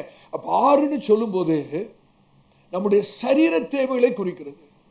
இந்த 6 படி வாட்கோதுமை சரீர தேவைகள், சரீர தேவைகள், பொருளாதார தேவைகளை குறிக்கிறது. ஆனா அது 7வது ஒரு படி இருக்கு. 6 படி சரீரத்துக்கு, 7வது படி ஆவிக்குரிய வாழ்க்கைக்கு. அந்த 7வது படி ஆசீர்வாதம் போவாஸ். வேதத்தில் 7ன்னு சொல்லும்போது பூரணத்தை குறிக்கிறது, அப்படிதானே? ஹல்லேலூயா. நான் நினைக்கிறேன், போவாஸ் அந்த 6 படி அளந்து கொடுக்கும் போதே போவாஸ் யோசிச்சிருப்பாரு, 7வதாக என்னையே நான் கொடுக்க போறேன், பூரணமான ஒரு பலனை நான் ரூத்துக்கு கொடுக்க போகிறேன். ஹல்லேலூயா. கர்த்தருடைய பரிசுத்த நாமத்துக்கு ஸ்தோத்திரம். உங்களுக்கு ஒன்று தெரியுமா? ரூத் போவாசுடைய வயல் களத்துக்கு, நிலத்துக்கு இந்த 6 படி வாட்கோதுமைக்காக வரலங்க. ரூத் வந்தது காரணம் தெரியுமா? அந்த 7வது படி ஆகிய பூரண ஆசீர்வாதமாக போவாஸுக்காக தான் வந்தது. இன்னைக்கு நீங்க எதுக்காக வந்திருக்கிறீங்க ஆலயத்துக்கு? சரீரபுரம் ஆசீர்வாதத்துக்கா? பொருளாதார ஆசீர்வாதத்துக்கா? 6 படி வான்கோதுமைக்கா? இல்ல ஆண்டவரே, எனக்கு அந்த 7வது படி, அந்த பூரண ஆசீர்வாதமாக என்னோட மணவாளன் எனக்கு வேண்டும். கர்த்தருடைய பரிசுத்த நாமத்துக்கு ஸ்தோத்திரம். அடிக்கடி யோசிச்சு பார்ப்பேன், இஸ்ரவேல் ஜனங்களை 40 வருஷம் வனாந்தரத்தில் ஒரு குறை இல்லைங்க. அந்த ஜனங்களுக்கு ஒரு குறை இல்லை. வானத்திலிருந்து மன்னா, கண்மலையிலிருந்து தண்ணீர். எலியாவை கர்த்தர் காகத்தை கொண்டு போஷித்தாராம். சாரிபாத்துடைய அந்த விதவையுடைய அந்த பானையில மாவு குறையில, கலசத்தில் எண்ணெய் குறைந்து போகல. யார் யார் கர்த்தரை முழுமையாய் நம்புகிறார்களோ அவருடைய வாழ்க்கையில குறைவை கர்த்தர் நிறைவாய் மாற்றுவார். நீங்க அருமையான ஜார்ஜ் முல்லரை குறித்து வாசிப்பீங்களா எனக்கு தெரியல. அவரு இங்கிலாந்துல ஒரு பெரிய அனாதி ஆசிரமத்தை நடத்தின ஒரு தேவனுடைய பரிசுத்தவான். அநேக சமயத்தில் அந்த பிள்ளைகளுக்கு சாப்பாடு இருக்காதான். சாப்பாட்டு மேஜையில் உட்காரும் போது ஒண்ணுமே இருக்காதான். ஆனா இவங்க ஜோம் பண்ணுவாங்களாம், ஆண்டவரே எங்களுடைய பிள்ளைகளுடைய தேவலை சந்திங்கன்னு. கர்த்தர் அற்புதமா தேவலை. ஒரு சமயத்துல ஒரு நாள் கிச்சன்லயும் ப்ரொவிஷன் இல்லை, அன்னைக்கு சமைக்கவே இல்லை, அந்த பிள்ளைகளுக்கு மதியான ஆகாரம் கொடுக்கறதுக்கு ஒண்ணுமே இல்லை. ஆனா ஜார்ஜ் முல்லர் சொன்னாராம், எல்லாம் தட்டெல்லாம் எடுத்து ரெடியா வந்து டேபிள்ல உட்காருங்கன்ட்டாராம். அந்த பிள்ளைகளும் ஏதோ இன்னைக்கு ஸ்பெஷலா வரப்போகுதுன்ட்டு தட்டெல்லாம் எடுத்து எல்லாமே டேபிள்ல உட்காந்துட்டாங்க. சாப்பிட்றதுக்கு சாப்பாடே இல்லை. எல்லாம் பிள்ளைகள் ஒருவரை ஒருவர் பார்த்து முழித்து கொண்டிருக்கிறார்கள். அங்க இருந்த பணியாட்களுக்கு என்ன செய்யறதுன்னு தெரியல. என்ன அவரு தட்டை எடுத்துட்டு உட்காருன்னு சொல்லிட்டாரு, ஒண்ணுமே கொடுக்கறதுக்கு இல்லையே. அப்ப ஜார்ஜ் முல்லர் சொன்னாராம், பிள்ளைகளை கண்ணை மூடி ஆண்டவருக்கு நன்றி சொல்லுங்க, நல்ல சாப்பாட்டுக்காக ஆண்டவருக்கு நன்றி சொல்லுங்க. அந்த பிள்ளைகள் உள்ளத்துல, ஓஹோ இன்னைக்கு பெரிய ஸ்பெஷல் சாப்பாடு வரப்போகுது போல. ஆனா பெரியவங்களுக்கு தான் தெரியும் அங்க ஒண்ணுமே இல்லைன்னு. அப்படி அந்த பிள்ளைகள் எல்லாம் விசுவாசத்துல ஆண்டவருக்கு நல்ல சாப்பாடுக்காக நன்றி செலுத்தி கொண்டு இருக்கும் போதே ஒருவர் வந்து கதவை தட்டுறாராம். ஒரு கதவு தட்டுகிற சத்தம் கேட்கிறது. திறந்து பார்த்தா பெரிய ஒரு வேன் வெளியே நிக்குதான். அண்டாண்டாவா சாப்பாடு, ஸ்பெஷல் ஐட்டம்ஸ். என்ன நடந்திருக்கிறது? அந்த இடத்துல ஒரு திருமணம் ஒழுங்கு செய்யப்பட்டிருக்கிறது. ஆனா கடைசி நேரத்தில் அந்த திருமணம் நின்று விட்டபடினாலே, கேன்சல் ஆனபடினாலே அந்த சாப்பாடு வீணா போகக்கூடாதுன்னு சொல்லி இந்த ஆசிரமத்துக்கு அவர் அனுப்பி வைத்திருக்கிறார். அன்னைக்கு அந்த பிள்ளைகள் நல்ல சிறப்பான சாப்பாடு சாப்பிட்டு கர்த்தரை துதித்து இருக்கிறார்கள். எதுக்கு சொல்றேன்னா, கர்த்தர் நம்மளை கைவிடுகிற தேவன் அல்ல. கர்த்தருடைய பரிசுத்த நாமத்துக்கு ஸ்தோத்திரம். ஹல்லேலூயா. கர்த்தர் எவ்வளவு உண்மை உள்ளவருங்க. கர்த்தர் எவ்வளவு உண்மை உள்ளவர். ஹல்லேலூயா. எத்தனை பேர் அதை அனுபவிச்சிருக்கிறீங்க? கர்த்தருடைய பரிசுத்த நாமத்துக்கு ஸ்தோத்திரம். ஆமென். அதனால உங்களுடைய தேவைகளை குறித்து கலங்காதீங்க. ஒருவேளை நீங்க கடன் பட்டிருப்பான என்றால், இன்றைக்கு நான் கர்த்தருடைய ஊழியக்காரனா சொல்றேன், ஆண்டவர்கிட்ட சொல்லுங்க, ஆண்டவரே இனிமேல் நான் கடன் வாங்கவே மாட்டேன். என்னோட நம்பிக்கை உன் மீது மாத்திரம் இருக்கிறது. என்னோட கடனை அடைக்க நீங்க தான் உதவி செய்யணும். வேதம் என்ன சொல்லுது? காட்டையும் காண மாட்டாய், மழையும் காண மாட்டாய், ஆனா பள்ளத்தாக்கில் தண்ணீரால் நிரப்பப்படும். இது கர்த்தருடைய பார்வையிலே அற்பமான காரியம். நமக்கு ஒருவேளை பெருசா தெரியலாம், ஆனா அற்பமான காரியம். பெத்லெகேம் யூதாவிலே ரூத்தோட தேவைகள் அற்புதமாய் சந்திக்கப்படும். 3வதாக அவரது சிறுகளின் கீழ் சமாதானம் இருக்கிறது. ஆமென். கொஞ்சம் ரூத்தர் யோசித்து பாருங்க. மோபாவை விட்டு தேசத்தை விட்டு வரும்போது தன்னுடைய கணவனை அடக்கம் பண்ணிட்டு வந்திருக்கிறார். ரூத்தோட கணவன் மரித்து போனார். கணவனாரே அடக்கம் பண்ணிட்டு மோவாப் தேசத்தில் அடக்கம் பண்ணிட்டு இப்ப பெத்லெகேம் யூதாவுக்கு ஒரு அந்நிய ஸ்திரீயாக, ஒரு புறஜாதி ஸ்திரீயாக வருகிறாள். ஆனா இஸ்ரவேலின் தேவனுடைய செட்டையின் கீழே அடைக்கலம் கொள்ளும்படியாக அவருடைய நம்பிக்கை, விசுவாசம். அந்த வசனத்தை வாசிங்க. ரூத் 3ஆம் அதிகாரம் 11ஆம் வசனத்தை வாசிங்க. ரூத் 3ஆம் அதிகாரம் 11ஆம் வசனம். போவாஸ் சொல்றாரு பாருங்க. ரூத் 3ஆம் அதிகாரம் 11ஆம் வசனம். இப்போதும் மகளே, இப்பொழுதும் மகளே, நீ பயப்படாதே, நீ பயப்படாதே, உனக்கு வேண்டியபடியெல்லாம் செய்வேன். எத்தனை பேரு புரியுது? ஆண்டவர் உங்களோட தான் பேசுறார். இப்பொழுது மகளே பயப்படாதே, உனக்கு வேண்டியதெல்லாம் செய்வேன். யார் சொல்றது? நம்முடைய பரம போவாஸ் சொல்றாருங்க. சகோதரன் உங்களை பார்த்து தான் சொல்றாரு. சரி, ஆண்டவர் உங்களை பார்த்து தான் சொல்றாரு. இப்போது மகளே பயப்படாதே, உனக்கு வேண்டியதெல்லாம் செய்வேன். நீ குணசாலி என்பதை, நீ குணசாலி என்பதை என் ஜனமாகிய ஊரார் எல்லாரும் அறிவார்கள். ஊரார் எல்லாம் அறிவார்கள். குணசாலி. ஆமென். நீ கர்த்தருக்கு பயந்து நடக்கிறவள், நீ கர்த்தரையே நம்பி ஜீவிக்கிறவள், இஸ்ரவேலின் தேவனுடைய சட்டையின் கீழ் அடைக்கலமாய் வந்தவள். உனக்கு வேண்டியதெல்லாம் செய்வேன். கர்த்தர் தீர்க்கதரிசனமா பேசுறார். உனக்கு வேண்டியதெல்லாம் செய்வேன், உனக்கு வேண்டியதெல்லாம் செய்வேன், உனக்கு வேண்டியதெல்லாம் செய்வேன். ஹல்லேலூயா. கர்த்தருடைய பரிசுத்த நாமத்தை யோசிச்சு பாருங்க.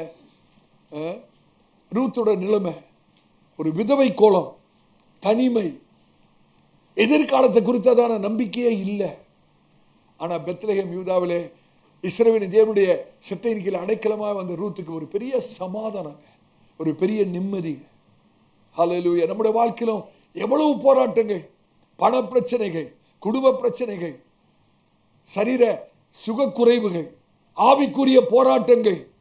ஆனா வேதம் என்ன தெரியுமா சொல்லுது? எல்லா பிரச்சனைக்கும் தீர்வை நான் சொல்றேன் பாருங்களேன். ஒரே வசனத்தில் இருக்கிறது நம்முடைய எல்லா பிரச்சனைக்கும் தீர்வு. எங்க தெரியுமா? ஏசாயா 26:3 தான் நம்முடைய எல்லா பிரச்சனைக்கும் தீர்வே இருக்கிறது. உம்மை உறுதியாய் பற்றி கொண்ட மனதை உடையவன், உம்மையே, உம்மையும் அல்ல, உம்மையே நம்பி இருக்கிறபடியால் நீ அவனை பூரண சமாதானத்துடன் காத்துக் கொள்வீர். அந்த வசனத்தை எத்தனை பேர் நீங்க தியானித்து வாசித்தீங்களோ தெரியல. உம்மை உறுதியாய் பற்றி கொண்ட மனம், உம்மை உறுதியாய் பற்றி கொண்ட மனது. மனது சகோதரி, உங்களுடைய மனது எங்க இருக்கு? சகோதரி, உங்களுடைய சிந்தை எங்க இருக்கிறது? அநேகருடைய சிந்தை இன்னைக்கு பிரச்சனை மேல இருக்கு. அநேகருடைய சிந்தை அவருடைய சூழ்நிலையில் இருக்கிறது. அநேகருடைய சிந்தை அவருடைய தேவைகளில் இருக்கிறது. அநேகருடைய சிந்தை வாழ்க்கையின் போராட்டத்தின் மேல இருக்கிறது. ஆனா கர்த்தருடைய ஆவியானவர் சொல்றார், மகனே மகளே, என்னை உறுதியாய் பற்றி கொள்ளக்கூடிய மனது மாத்திரம் உனக்கு இருக்குமானால், உங்களுடைய சிந்தை அவரை பற்றி கொள்ளுகிற ஒரு சிந்தையா இருக்கு. உறுதியாய், சும்மா இல்ல, நம்முடைய சிந்தையிலே அவரை உறுதியாய் பற்றி கொள்ளுகிற ஒரு சிந்தை இருக்குமானால், ஹல்லேலூயா, அதுதாங்க நம்பிக்கைக்கு அடையாளம். சும்மா நான் ஆண்டவரை நம்புறேன்னு சொல்லிட்டு பிரச்சனையே யோசிச்சுட்டு இருந்தா எப்படி? அதான் நம்பிக்கை, அதான் விசுவாசம். உம்மை உண்மையாய் நம்புகிறேன் ஆண்டவரே என்று சொல்வதற்கு அடையாளம் என்ன? நம்முடைய சிந்தை, நம்முடைய மனது அவரை உறுதியாய் பற்றி கொள்ளும். ஆண்டவரே, என்னுடைய சிந்தை உண்மையில் இருக்கிறது, பிரச்சனையில் அல்ல ஆண்டவரே, எல்லா பிரச்சனைக்கும் மேலான மீது இருக்கிறது. எத்தனை பேர் ஒரு தீர்மானம் பண்ண முடியும்? தாழ்மையா சொல்றேன், தயவு செய்து பிரச்சனையிலிருந்து உங்களை சிந்தை எடுத்துட்டு அவர் மேல வச்சிருங்க. Fix your mind on him, fix your thought on him.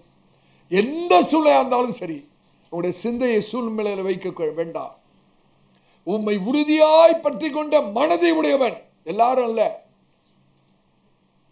உறுதியாய் பற்றி கொண்ட மனதை உடையவன், உண்மையே நம்பி இருக்கிறபடியா. யாரு கர்த்தரையே நம்பி இருப்பாங்க தெரியுமா? அவங்களுடைய சிந்தையை ஆண்டவர் மேல பதித்தவர்கள் தான். அலைப்பாய விடுகிறவர்கள் அல்ல. பற்றிக்கொள்ளும் நம்முடைய சிந்தையில, நம்முடைய எண்ணத்துல ஆண்டவர் மேல ஒரு பற்றுதல். ஆண்டவரை உண்மைதான் நம்பி இருக்கிறேன்,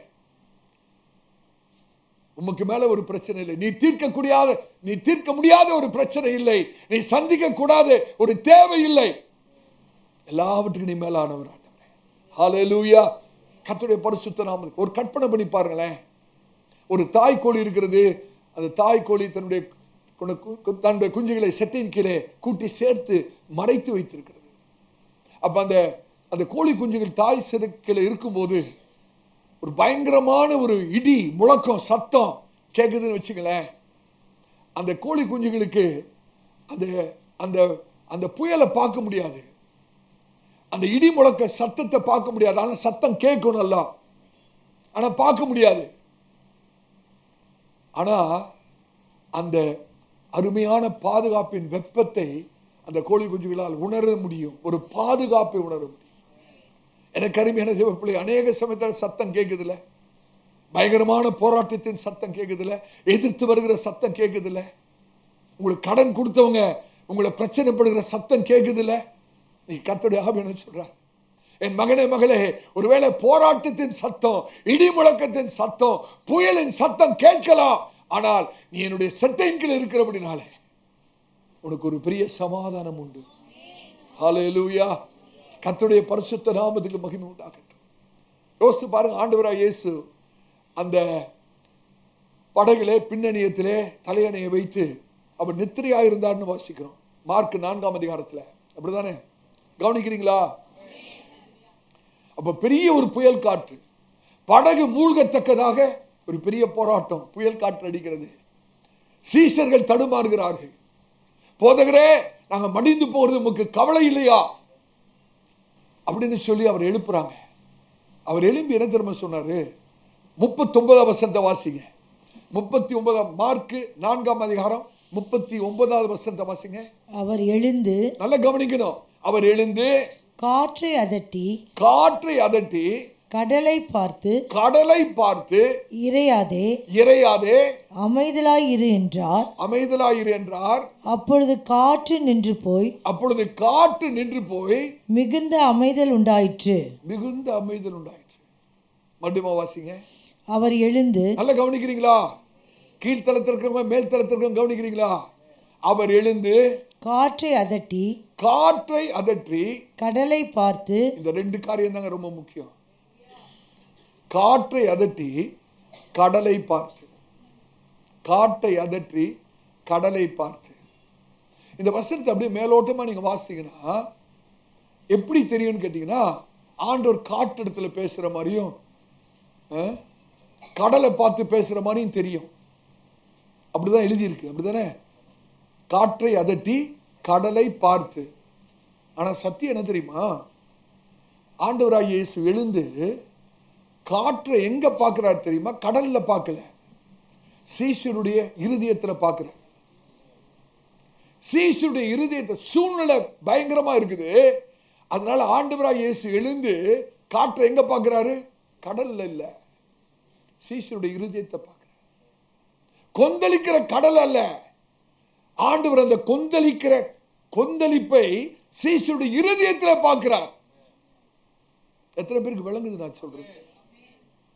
காற்றை அதட்டி கடலை பார்த்து அப்படின்னு வாசிக்கும் போது ஆண்டவர் கடல் இடத்துல பேசுற மாதிரியும் காற்றெடுத்துல பேசுற மாதிரியும் தெரியுது. ஆனா உண்மையான காற்று இங்க அடிக்குது, உள்ள இங்க கடல் கொந்தளிக்குது. விளங்குதா? அதனாலதான் பதஷ்டப்பட்டு, போதகரே நாங்க மடிந்து போகிறோம். எங்க அடிக்குது பிரதர் காத்து? நீங்க கத்திர ஊழியக்காரனா சொல்றேன், நம்ம என்ன தெரியும் எதிர்பார்க்கிறோம் ஆண்டவர்கிட்ட? ஆண்டவரே, சூழ்நிலையில பயங்கர காற்று அடிக்குது, புயல் அடிக்குது, பிரச்சனை, போராட்டம், என்னை சுற்றிலும் பிரச்சனை. இந்த பிரச்சனை இடத்துல நீங்க பேசுங்க ஆண்டவரே, இந்த பிரச்சனை எல்லாம் அப்படியே அமைதல் ஆயிடணும். ஆனா ஆண்டவர் அங்க இருக்கிற பிரச்சனையை பார்க்கிறவர் அல்ல, இங்க இருக்கிற பிரச்சனையை பார்க்கிறவர். உங்களுடைய இருதயத்தில் ஒரு சுழல் காற்று அடித்துக் கொண்டிருக்கிறது, உங்களுடைய இருதயத்தில் கடல் கொந்தளித்துக் கொண்டிருக்கிறது, உங்களுடைய இருதயத்தில் ஒரு பெரிய பதஷ்டம் ஏற்படுகிறது. ஆண்டவர் உங்களுடைய இருதயத்தில் இருக்கிற காற்றை அதட்டி, உங்களுடைய இருதயத்தில் கொந்தளித்துக் கொண்டிருக்கிற கடலை பார்த்து அமைதலாயிரு, இறையாதே. எத்தனை பேருக்கு விளங்குது? அமைதலாயிரு, இறையாதே அப்படின்னு சொன்னோன்னே சீஷர்களுக்குள்ள இருந்த அந்த கொந்தளிப்பெல்லாம் அப்படியே அமைதலாயிடுச்சு. காற்றெல்லாம் நின்று. எங்க காற்று நின்றுச்சு? இருதயத்துல. முதல்ல சீஷருடைய இருதயத்தில் அடித்த காற்றெல்லாம் அமைதலாயிடுச்சு. இறைஞ்சு கொண்டிருந்த, அலைமோதி கொண்டிருந்த அந்த கடல்லாம் அமைதலாயிடுச்சு. இங்க அமைதல் ஆன உடனே வெளியே எல்லாம் அமைதலாயிடுச்சு. எத்தனை பேருக்கு விளங்குது நான் சொல்ற சத்தியம்? நடந்தது என்ன தெரியுமா? அந்த இடத்துல ஆண்டவருக்குள்ளாக இருந்த அந்த சமாதானத்தை ஆண்டவராகிய இயேசு சீஷருடைய இருதயத்துக்கு டிரான்ஸ்ஃபர் பண்றாரு. அந்த சீஷர்களுக்குள் இந்த காற்று அமர்ந்து அந்த கொந்தளித்துக் கொண்டிருக்கிற கடல் அமைதலான உடனே வெளியில சூழ்நிலையில ஒரு பெரிய மாற்றம், வெளியில ஒரு அமைதல் ஆயிடுச்சு. அடுத்த வருஷத்தை ஆண்டவர் சொல்வாரு, ஏன் பயந்தீர்கள்? விசுவாசம் இல்லாமல் போனது என்ன? இன்னைக்கு எத்தனை பேருக்கு உங்களை சுற்றி இருக்கிற காற்று அமைதலானோ, கொந்தளிக்கிற கடல் அமைதலானோ? எத்தனை பேருக்கு ஆகணும்? எங்க முதல் ஆகணும் தெரியுமா? இங்க ஆகணும். ஆமே. நம்ம வசனத்தை அப்படியே வாசிட்டு நம்ம அப்படியே விடுகிறது அல்ல. ஆண்டவர் அந்த காற்றையும் அந்த கடலையும் அதட்டத்துக்கு முன்னே இங்கே ஒரு காற்று அடிச்சிட்டு இருக்கு. இன்னைக்கு ஆவியானவர் பேசுற மகளே, உனக்குள்ளே ஒரு காற்று அடித்துக் கொண்டிருக்கிறது. ஒரு போராட்டம் உனக்குள்ளே இருக்கிற ஒரு கடல் கொந்தளித்துக் கொண்டிருக்கிறது. உனக்குள்ள ஒரு அமைதல் இல்லை, ஒரு நிம்மதி இல்லை, ஒரு பெரிய போராட்டம். ஆண்டவரே மடிந்து போகிறோம்ப்பா. எத்தனை பேர் சொல்றீங்க நாளைக்கு என்ன பண்றதுன்னு தெரியல, ஆண்டவரே எப்படி சமாளிக்க போறோம்னு தெரியல, மடிந்து போயிடுவோம் போல இருக்கு.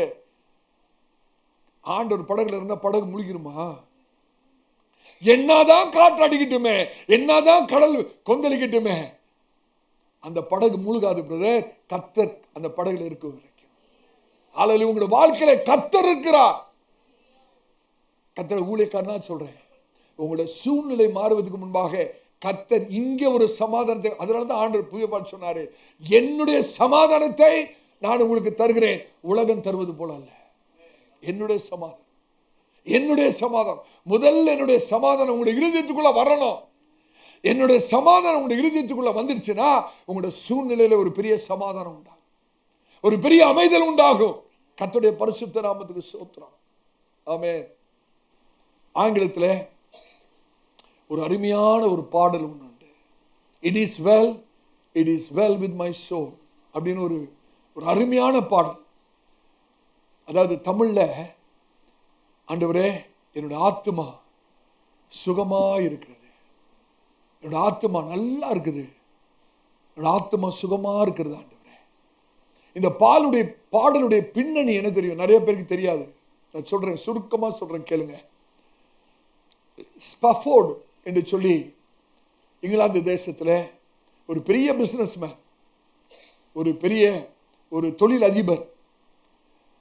அவர் 1871 தன்னுடைய ஒரு சிறிய மகன் ஒரு வியாதியினாலே மரித்து போகிறார். அதே வருஷம் சிக்காகோல ஒரு பெரிய ஒரு தீ விபத்து நடந்தபடினாலே இந்த மனுஷனுடைய வியாபாரம் எல்லாம் நஷ்டப்பட்டு போகிறது. அவர் ப்ராப்பர்ட்டி இன்வெஸ்ட்மெண்ட் பண்ற ஒரு தொழில் அதிபர். அவர் செய்த எல்லா தொழிலும் நஷ்டப்பட்டு ஒரு பெரிய இழப்புக்குள்ளாக கடந்து போகிறார். 1873 நல்ல கவனிங்க, 1871 மகன் மரித்து போறான். தொழில எல்லாமே நஷ்டம், எல்லாவற்றையும் இழந்த நிலைமை. 1873 தன்னுடைய மனைவியையும் 4 மகள்களையும் அவர் இங்கிலாந்து தேசத்துக்கு கப்பலிலே பிரயாணத்தில் அனுப்பி வைக்கிறார். அந்த கப்பலுக்கு நடந்த காரியம் என்னவென்றால், இந்த கப்பல் இன்னொரு கப்பலோடு கூட மோதி 2ஆக உடைந்து அந்த 4 பிள்ளைகளும் வாலிப மகள்கள் கடல் மத்தியில மூழ்கி இறந்து போய் விடுகிறார்கள். மனைவி மாத்திரம் தப்பி அந்த பக்கத்தில் போயிட்டு இவருக்கு ஒரு டெலிகிராம் அனுப்புறாங்க, சேவ்ட் அலோன், நான் மாத்திரம் தப்பினேன். அந்த மனுஷனோட நிலைமை கொஞ்சம் யோசிச்சு பாருங்க. சுக்குநூறாய் உடைக்கப்பட்ட நிலைமை, மகனை இழந்து வியாபாரம் எல்லாம் நஷ்டமடைந்து ஒரு பெரிய சரிவு. இந்த சூழ்நிலையிலே 4 பெரிய வளர்ந்த வாலிபம் பிள்ளைகள் கடலிலே மூழ்கி மரித்து போயிருக்கிறார்கள். இந்த சூழ்நிலை அவர் அவசரமா அந்த மனைவியை சந்திக்கும்படியாக அவர் கப்பல் பிரயாணத்தில் போகிறார். கப்பல் பிரயாணத்தில் போய்கொண்டே இருக்கும்போது அந்த கப்பல் கேப்டன் இந்த ஸ்பஃபோர்ட் என்ற அந்த நபரை அழைத்து அவர் சொல்றாராம், அப்பா, கொஞ்ச நாளைக்கு முன்ன நடந்த சம்பவம் எனக்கு ஞாபகம் இருக்கிறது. நம்ம போய்கொண்டிருக்கிறோம்ல, இதே இடத்துல தான் உடைய 4 மகள்கள் மூழ்கி மரித்து போனார்கள். அந்த இடத்துல தான்ப்பா நம்ம இப்ப இருக்கிறோம் அப்படின்னு சொன்னோடனே இந்த மனுஷனுடைய இருதயம் சுக்குநூறா உடைஞ்சிச்சு. தேம்பி அழுகிறார். அந்த சமயத்துல திடீரென்று ஒரு தேவ பிரசனம் அந்த மகனை வந்து மூடுகிறது. ஒரு அபிஷேகத்தின் வல்லமை அந்த மகனை நிரப்புகிறது. தேவ பிரசனத்தால நிரப்பப்பட்டு எல்லா புத்தி கெட்டாத ஒரு தேவ சமாதானம் அந்த மனுஷனுடைய இருதயத்தை ஆட்கொண்டு நடத்துகிறது. அந்த சமயத்துல தேவ பிரசனத்திலே மிகுந்த ஆறுதல் அடைந்து நம்பிக்கையாக எழுதின வார்த்தைகள் தான் அந்த பாடல். அவர் எழுதுகிறார், when peace like a river attendeth my way, when sorrows like sea billows roll. ஒரு கடலின் அலையை போல பயங்கரமாக எனக்கு விரோதமாக, என்ற குடும்பத்துக்கு விரோதமாக அலைகள் மோதி மோதி மோதி அடித்தாலும் என்னோட பாதையிலே ஒரு தெய்வீக சமாதானத்தை தருகிற என்னோட ஆண்டவர் என்னோடு கூட இருக்கிறார். ஹல்லேலூயா. இப்படிப்பட்ட உடைக்கப்பட்ட நிலைமையிலும் என்னால தைரியமாய் சொல்ல முடியும், என் ஆத்துமா சுகமாக இருக்கிறது. It is well, it is well with my soul. போராட்டம் பயங்கரம், பிரச்சனை பயங்கரம், ஆனா என்னோட ஆத்துமாவுக்கு எந்த சேதமும் நடக்கல. சரீரத்துக்கு வேதனை, மனதுக்கு துக்கம், இருதயத்துக்கு சஞ்சலம், ஆனா என்னோட ஆத்துமா பாதுகாப்பாக இருக்கிறது. என்னோட ஆத்துமா எந்த விதத்திலும் பாதிக்கப்படவே இல்லை. எனக்கு அருமையானவர்களே, எத்தனையோ சமயத்தில் நமக்கு விரோதமாய் போராட்டம் வருகிறது, பயங்கரமான நிர்பந்தமான சூழ்நிலைகள் வருகிறது. ஆனாலும் நம்ம ஆண்டவராய் இயேசுவை நம்பும் போது, அவருடைய சட்டையின் கீழே நம்ம அடைக்கலம் புகும்போது, நாமும் எந்த சூழ்நிலையிலும் தைரியமா சொல்ல முடியும், என் ஆத்துமா சுகமாக இருக்கிறது. அடிக்கடி யோசிச்சு பார்ப்பேன், எப்படி இந்த மனுஷனால அந்த பாட்டை எழுத முடிந்தது? அந்த சூழ்நிலை, இப்படிப்பட்ட ஒரு ஆறுதலின் வார்த்தை உள்ள இந்த பாடல்கள் எப்படி எழுத முடிந்தது? ரகசியம் என்ன தெரியுமா? இந்த மனுஷன் இஸ்ரவேலின் தேவனுடைய சட்டையின் கீழே அடைக்கலம் புகுந்த மனுஷன். ஹல்லேலூயா. கர்த்தருடைய பரிசுத்த நாமத்துக்கு ஸ்தோத்திரம். பிரதர் பில்லி கிரஹாம் அழகாக சொல்கிறார்கள், the storm rages yet God rules. போராட்டம் அலையை போல வீசுகிறது உண்மைதான், ஆனால் என் தேவன் ஆளுகை செய்கிறார். கர்த்தருடைய பரிசுத்த நாமத்துக்கு ஸ்தோத்திரம். கடைசி ஒரே ஒரு குறிப்பை சொல்லி 5 நிமிஷத்தை நான் முடிச்சிடறேன். அவரது சிறைகளின் கீழே பத்திரப்படுத்தல் இருக்கிறது. Amen. Ruth not only survived, she thrived. Amen. யோசிச்சு பாருங்க, ஒரு மோவாபிய விதவை, தன்னுடைய குடும்ப பேர் இல்லைங்க ரூத்துக்கு, ஏன்னா கணவன் மரித்து விட்டார், அப்படிதானே? மனைவிக்கு கணவனுடைய பேர் தான், அப்படிதானே? திருமணமான பிறகு அந்த மகள் கணவனுடைய பேரை வைத்து தான் அழைக்கப்படுகிறாள், அப்படிதானே? ஆனா கணவனுடைய பேரை வைத்து அழைப்பதற்கு ரூத்துக்கு கணவனுடைய பேர் இல்லை. கணவனுடைய பேரை இழந்த இந்த ரூத்துக்கு கிடைத்த ஒரு பாக்கியத்தை பாருங்க. அந்த தன்னுடைய ரூத் என்ற தன்னுடைய பெயர் ஆண்டவராகிய இயேசு கிறிஸ்துடைய வம்ச வரலாறுல ரூத்துடைய பேர் இடம்பெறுகிறது. குடும்ப பேர் இல்லைங்க, கணவனுடைய பேர் சொல்றதுக்கு இல்லை. ஆனா ஆண்டவர் பார்த்தாரு, மகளே, குடும்ப பேர் இல்லாம இருக்கலாம், கணவனுடைய பேர் இல்லாம இருக்கலாம், ஆனா உன்னுடைய பேரை என்னுடைய வம்ச வரலாறுல நான் சேர்க்க விரும்புகிறேன். ஹல்லேலூயா. கர்த்தருக்கு ஸ்தோத்திரம். Ruth was preserved not only for survival but for significance. வெறும் ஒரு வாழ்க்கை வாழ்வதற்காக அல்ல, ரூத்துடைய வாழ்க்கை முக்கியமான ஒரு சரித்திரத்திலே முக்கியமான ஒரு வாழ்க்கையாய் கர்த்தர் மாற்றினார். ஆமென். ஒன்றுமில்லாம விதவையா வந்த ரூத்தை தாவீது ராஜாவுடைய பாட்டியாக கர்த்தர் மாற்றி அந்த சந்ததியிலே ஆண்டவராய் இயேசு பிறக்கும்படியாய் செய்தார். அவருடைய திட்டம் பாருங்க, ஆண்டவருடைய சித்தம் எப்படி நிறைவேறுகிறது. ஆண்டவர் இயேசு ஒரு வார்த்தை சொல்ல, எடுத்து வாசிங்க. யோவான் 10ஆம் அதிகாரம் 28வது வசனம். யோவான் 10ஆம் அதிகாரம் 28வது வசனத்தை வாசிங்க. நான் அவைகளுக்கு நித்திய ஜீவனை கொடுக்கிறேன், நான் அவைகளுக்கு நித்திய ஜீவனை கொடுக்கிறேன், அவைகள் ஒரு காலம் கெட்டு போவதில்லை, அவர்கள் ஒரு காலம் கெட்டு போவதில்லை, ஒருவனும் அவைகளை என் கையிலிருந்து பறித்து கொள்வதும் இல்லை, ஒருவரும் அவர்களை என்னோட கையிலிருந்து பறித்து கொள்வதும் இல்லை. நீங்க எல்லாம் எங்க இருக்கோம் தெரியுமா? நம்ம எல்லாம் கர்த்தருடைய கரத்தில் இருக்கோம். அவருடைய கைக்குள்ளான ஆடுகை உள்ளங்கையில நம்ம வரைந்து வைத்திருக்கிறார். ஆண்டவர் சொல்றார், மகனே மகளே, என்னுடைய கையிலிருந்து உன்னை பறிக்கத்தக்கவன் யார்? கர்த்தருக்கு ஸ்தோத்திரம். ரூத் பாதுகாக்கப்பட்டது மாத்திரமல்ல, தேவையில் சந்திக்கப்பட்டது மாத்திரமல்ல, அவள் பத்திரப்படுத்தப்படுது. தேவனுடைய சமூகத்தில் அவருடைய செட்டின் கீழே பத்திரப்படுத்தப்படுகிறார். ஆமென். எத்தனை விஷயம் கர்த்தர் நம்மளை பத்திரப்படுத்தியிருக்கார். தாழ்மையா சொல்றேன், நல்ல கவனிங்க. ஆண்டவர் நம்மளை ரட்சித்தது மாத்திரமல்ல, நிகழ்காலத்துக்காக நம்மளை ரட்சித்தது மாத்திரமல்ல, நம் நித்தியத்துக்காக பாதுகாக்கப்படுகிறவர்கள். We are preserved for eternity, for eternal glory. நித்திய மகிமைக்கென்று கர்த்தர் நம்மளை பாதுகாத்து வைத்திருக்கிறார். கர்த்தருக்கு ஸ்தோத்திரம். இஸ்ரவேல் ஜனங்களை யோசிச்சு பாருங்க, 40 வருஷம் வனாந்தரத்திலே அவர்கள் நடந்து அலைந்து திரிகிறார்கள்.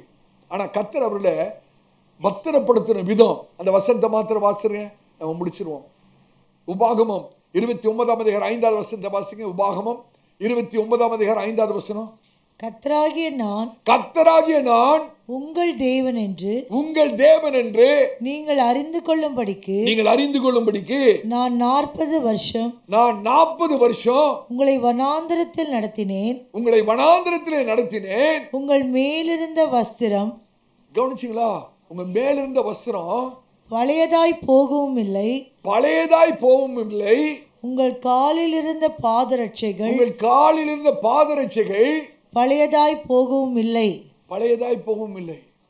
உங்கள் மேலிருந்த வஸ்திரம் பழையதா போகல, உங்க காலில் இருந்த பாதரட்சைகள் பழையதா போகல. எத்தனை பேருக்கு விளங்குது? சின்ன பிள்ளைங்களா இஸ்ரவேல் அந்த வனாந்தர பிரயாணத்தில் நிறைய சின்ன பிள்ளைங்க இருந்திருப்பாங்க, அப்படித்தானே? யோசிச்சு பாருங்க, ஒரு 5 வயசு பிள்ளை, அந்த பிள்ளைக்கு அழகா ஒரு சட்டை போட்டு நல்ல அழகா ட்ரெஸ் பண்ணி ஒரு செருப்பும் போட்டு கூட்டிட்டு போயிருப்பாங்க, அப்படிதானே? இப்போ அந்த 40 வருஷம் ஆச்சு. இப்போ இந்த பிள்ளைக்கு என்ன வயசு? 45 வயசு. 5 வயசுல போட்ட சட்டை 45 வயசுல சரியா இருக்கு. பழசாவில் நான் நினைக்கிறேன், அந்த பிள்ளை வளர வளர சட்டையும் வளர்ந்துருக்குங்க, அந்த பிள்ளை வளர வளர செருப்பும் வளர்ந்து இருக்கு. இது யாரால செய்ய முடியும் பிரதர்? கற்பனைக்கு எட்டாத ஒரு காரியம். ஹல்லேலூயா. நம்மை பாதுகாக்கிற விதம், நம்மை பத்திரப்படுத்துகிற விதத்தை குறித்து யோசிச்சு பார்த்தா ஆச்சரியமா இருக்கும். இஸ்ரவேல் ஜனங்களை வனாந்திரத்தில் வைத்து காத்த கர்த்தர், ஹல்லேலூயா, இன்றைக்கு கர்த்தர் நம்மளை காக்க முடியாதா? நம்மளை பத்திரப்படுத்த முடியாதா? அவருடைய வருகை பரிந்தும் கர்த்தர் நம்மை காக்கவில்லை. அவருடைய கரத்தில் ஒப்பு கொடுத்ததை அந்த நாள் மட்டுமாய் காக்கிறவர். கர்த்தருக்கு ஸ்தோத்திரம். சார்ல்ஸ் ஸ்பர்ஜன் என்ற பரிசுத்தவான் இப்படியாக எழுதுகிறார், when I cannot trace God's hands, I can always trust God's heart. சில சமயத்தில் கர்த்தருடைய கரத்தை என்னால் பார்க்க முடியல, கர்த்தருடைய கரத்தை பார்க்க முடியாத சூழ்நிலையில நான் எப்போதும் கர்த்தருடைய இருதயத்தை என்னால் நம்ப முடியும். கர்த்தருடைய கரத்தை காணலனா பரவாயில்ல, ஆனா அந்த சமயங்களிலே நான் கர்த்தருடைய இருதயத்தை நம்பி இருக்கிறேன்.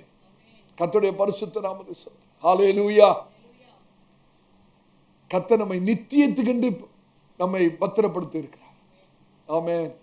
உங்களிலே ஆரம்பித்த நற்கிரியைகளை அவர் நிறைவேற்றும் அளவும் நம்மை ஒரு நாள் கைவிடாத தேவன்.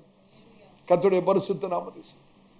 அன்னைக்கு போவாஸ் சொன்னதை நான் மறுபடியும் உங்ககிட்ட சொல்றேன். இஸ்ரவேலின் தேவனுடைய செட்டையின் கீழ் அடைக்கலமாய் வந்த உனக்கு நிறைவான பலன். 4 விதமான பலனை நம்ம இன்னைக்கு தியானித்திருக்கிறோம். முதலாவது என்னது? பாதுகாப்பு. 2வது தேவைகள் சந்திக்கப்படுதல். 3வது சமாதானம். 4வது பத்திரப்படுதல். எல்லா கண்களை மூடலாம்.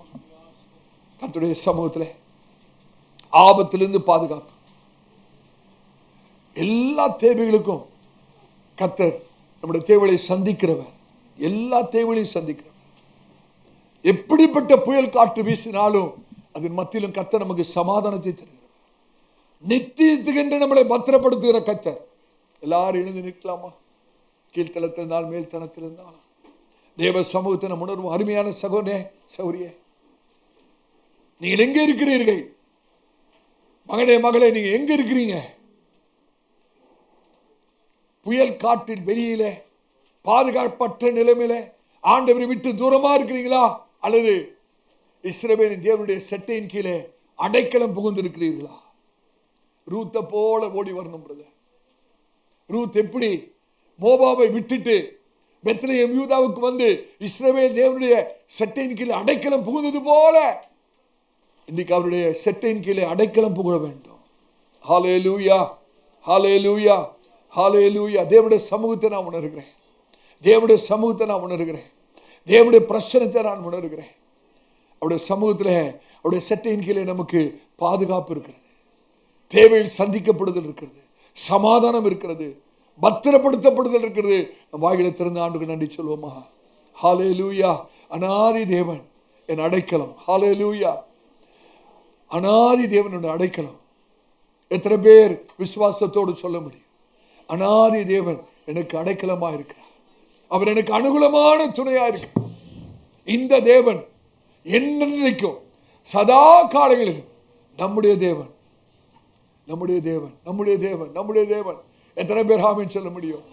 அநாதி தேவனுன் அடைக்கலமே, அவர் நித்திய புயங்களும் ஆதாரமே. தேவனுன் அடைக்கலமே, அவர் நித்திய புயங்களும்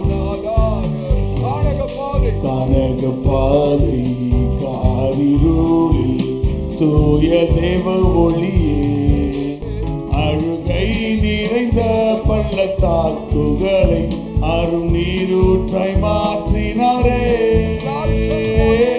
இந்த தேவன் என்றென்றும் உள்ள சதா காலமும் நமது தேவன், மரண பரியந்தம் நம்மை நடத்திடுவார். அநாதி தேவனுன் அடைக்கலமே, அவர் நித்திய புயங்களும் ஆதாரமே.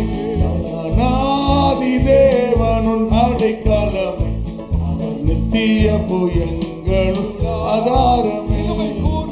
கிருபை கூர்ந்து மனதுருகும் தூய தேவ அன்பே, கிருபை கூர்ந்து மனதுருகும் தூய தேவ அன்பே, உன் சமாதானத்தின் உடன்படிக்கைதனை உண்மையாய் கர்த்தர் காத்து கொள்வார்.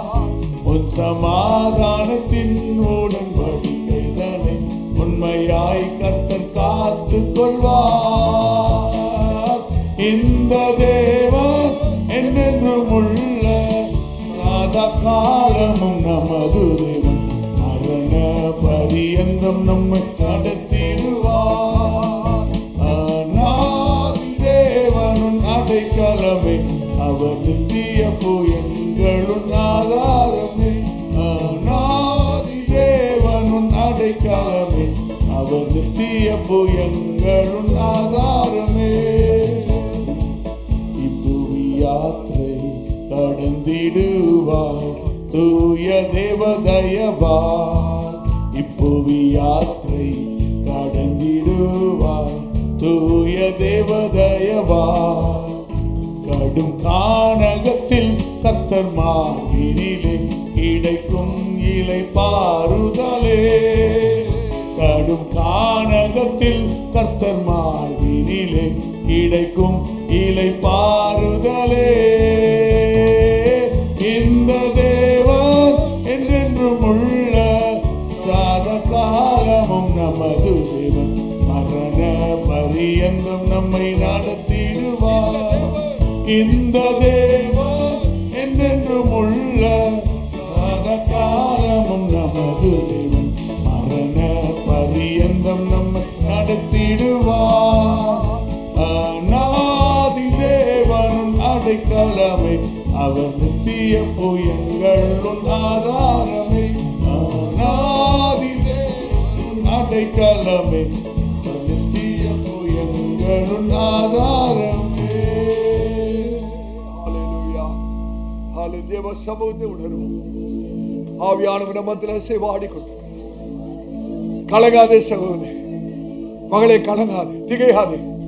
நான் உன் தேவன், நான் உனக்கு சகாயப்படுவேன், நான் உனக்கு சகாயப்படுவேன் இந்த சேனைகளின் கர்த்தர் சொல்.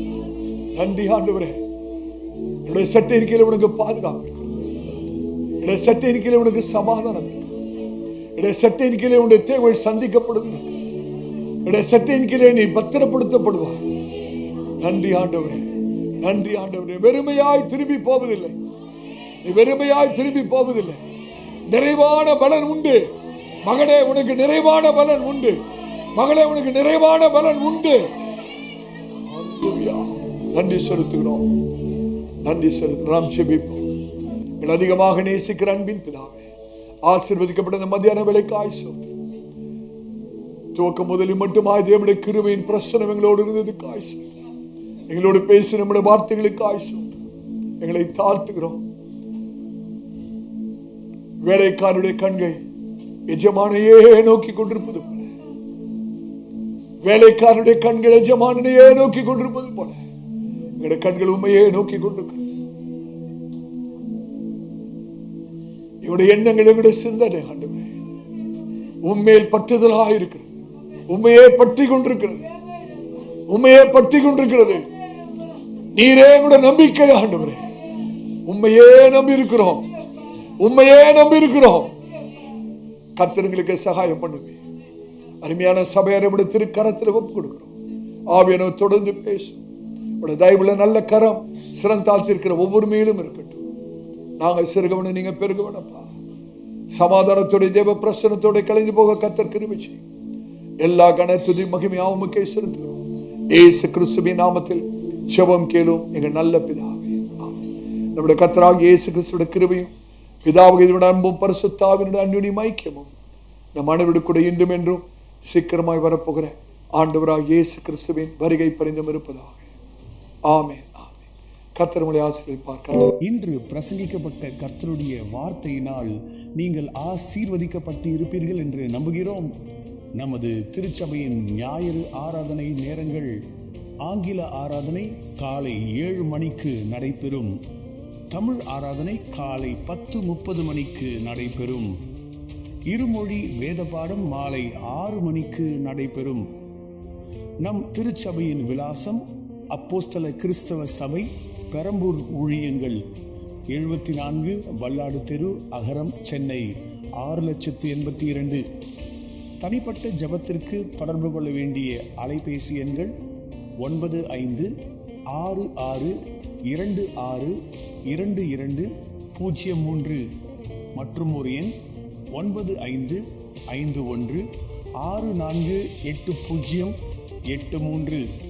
மேலும் ஒரு எண் 9941447894.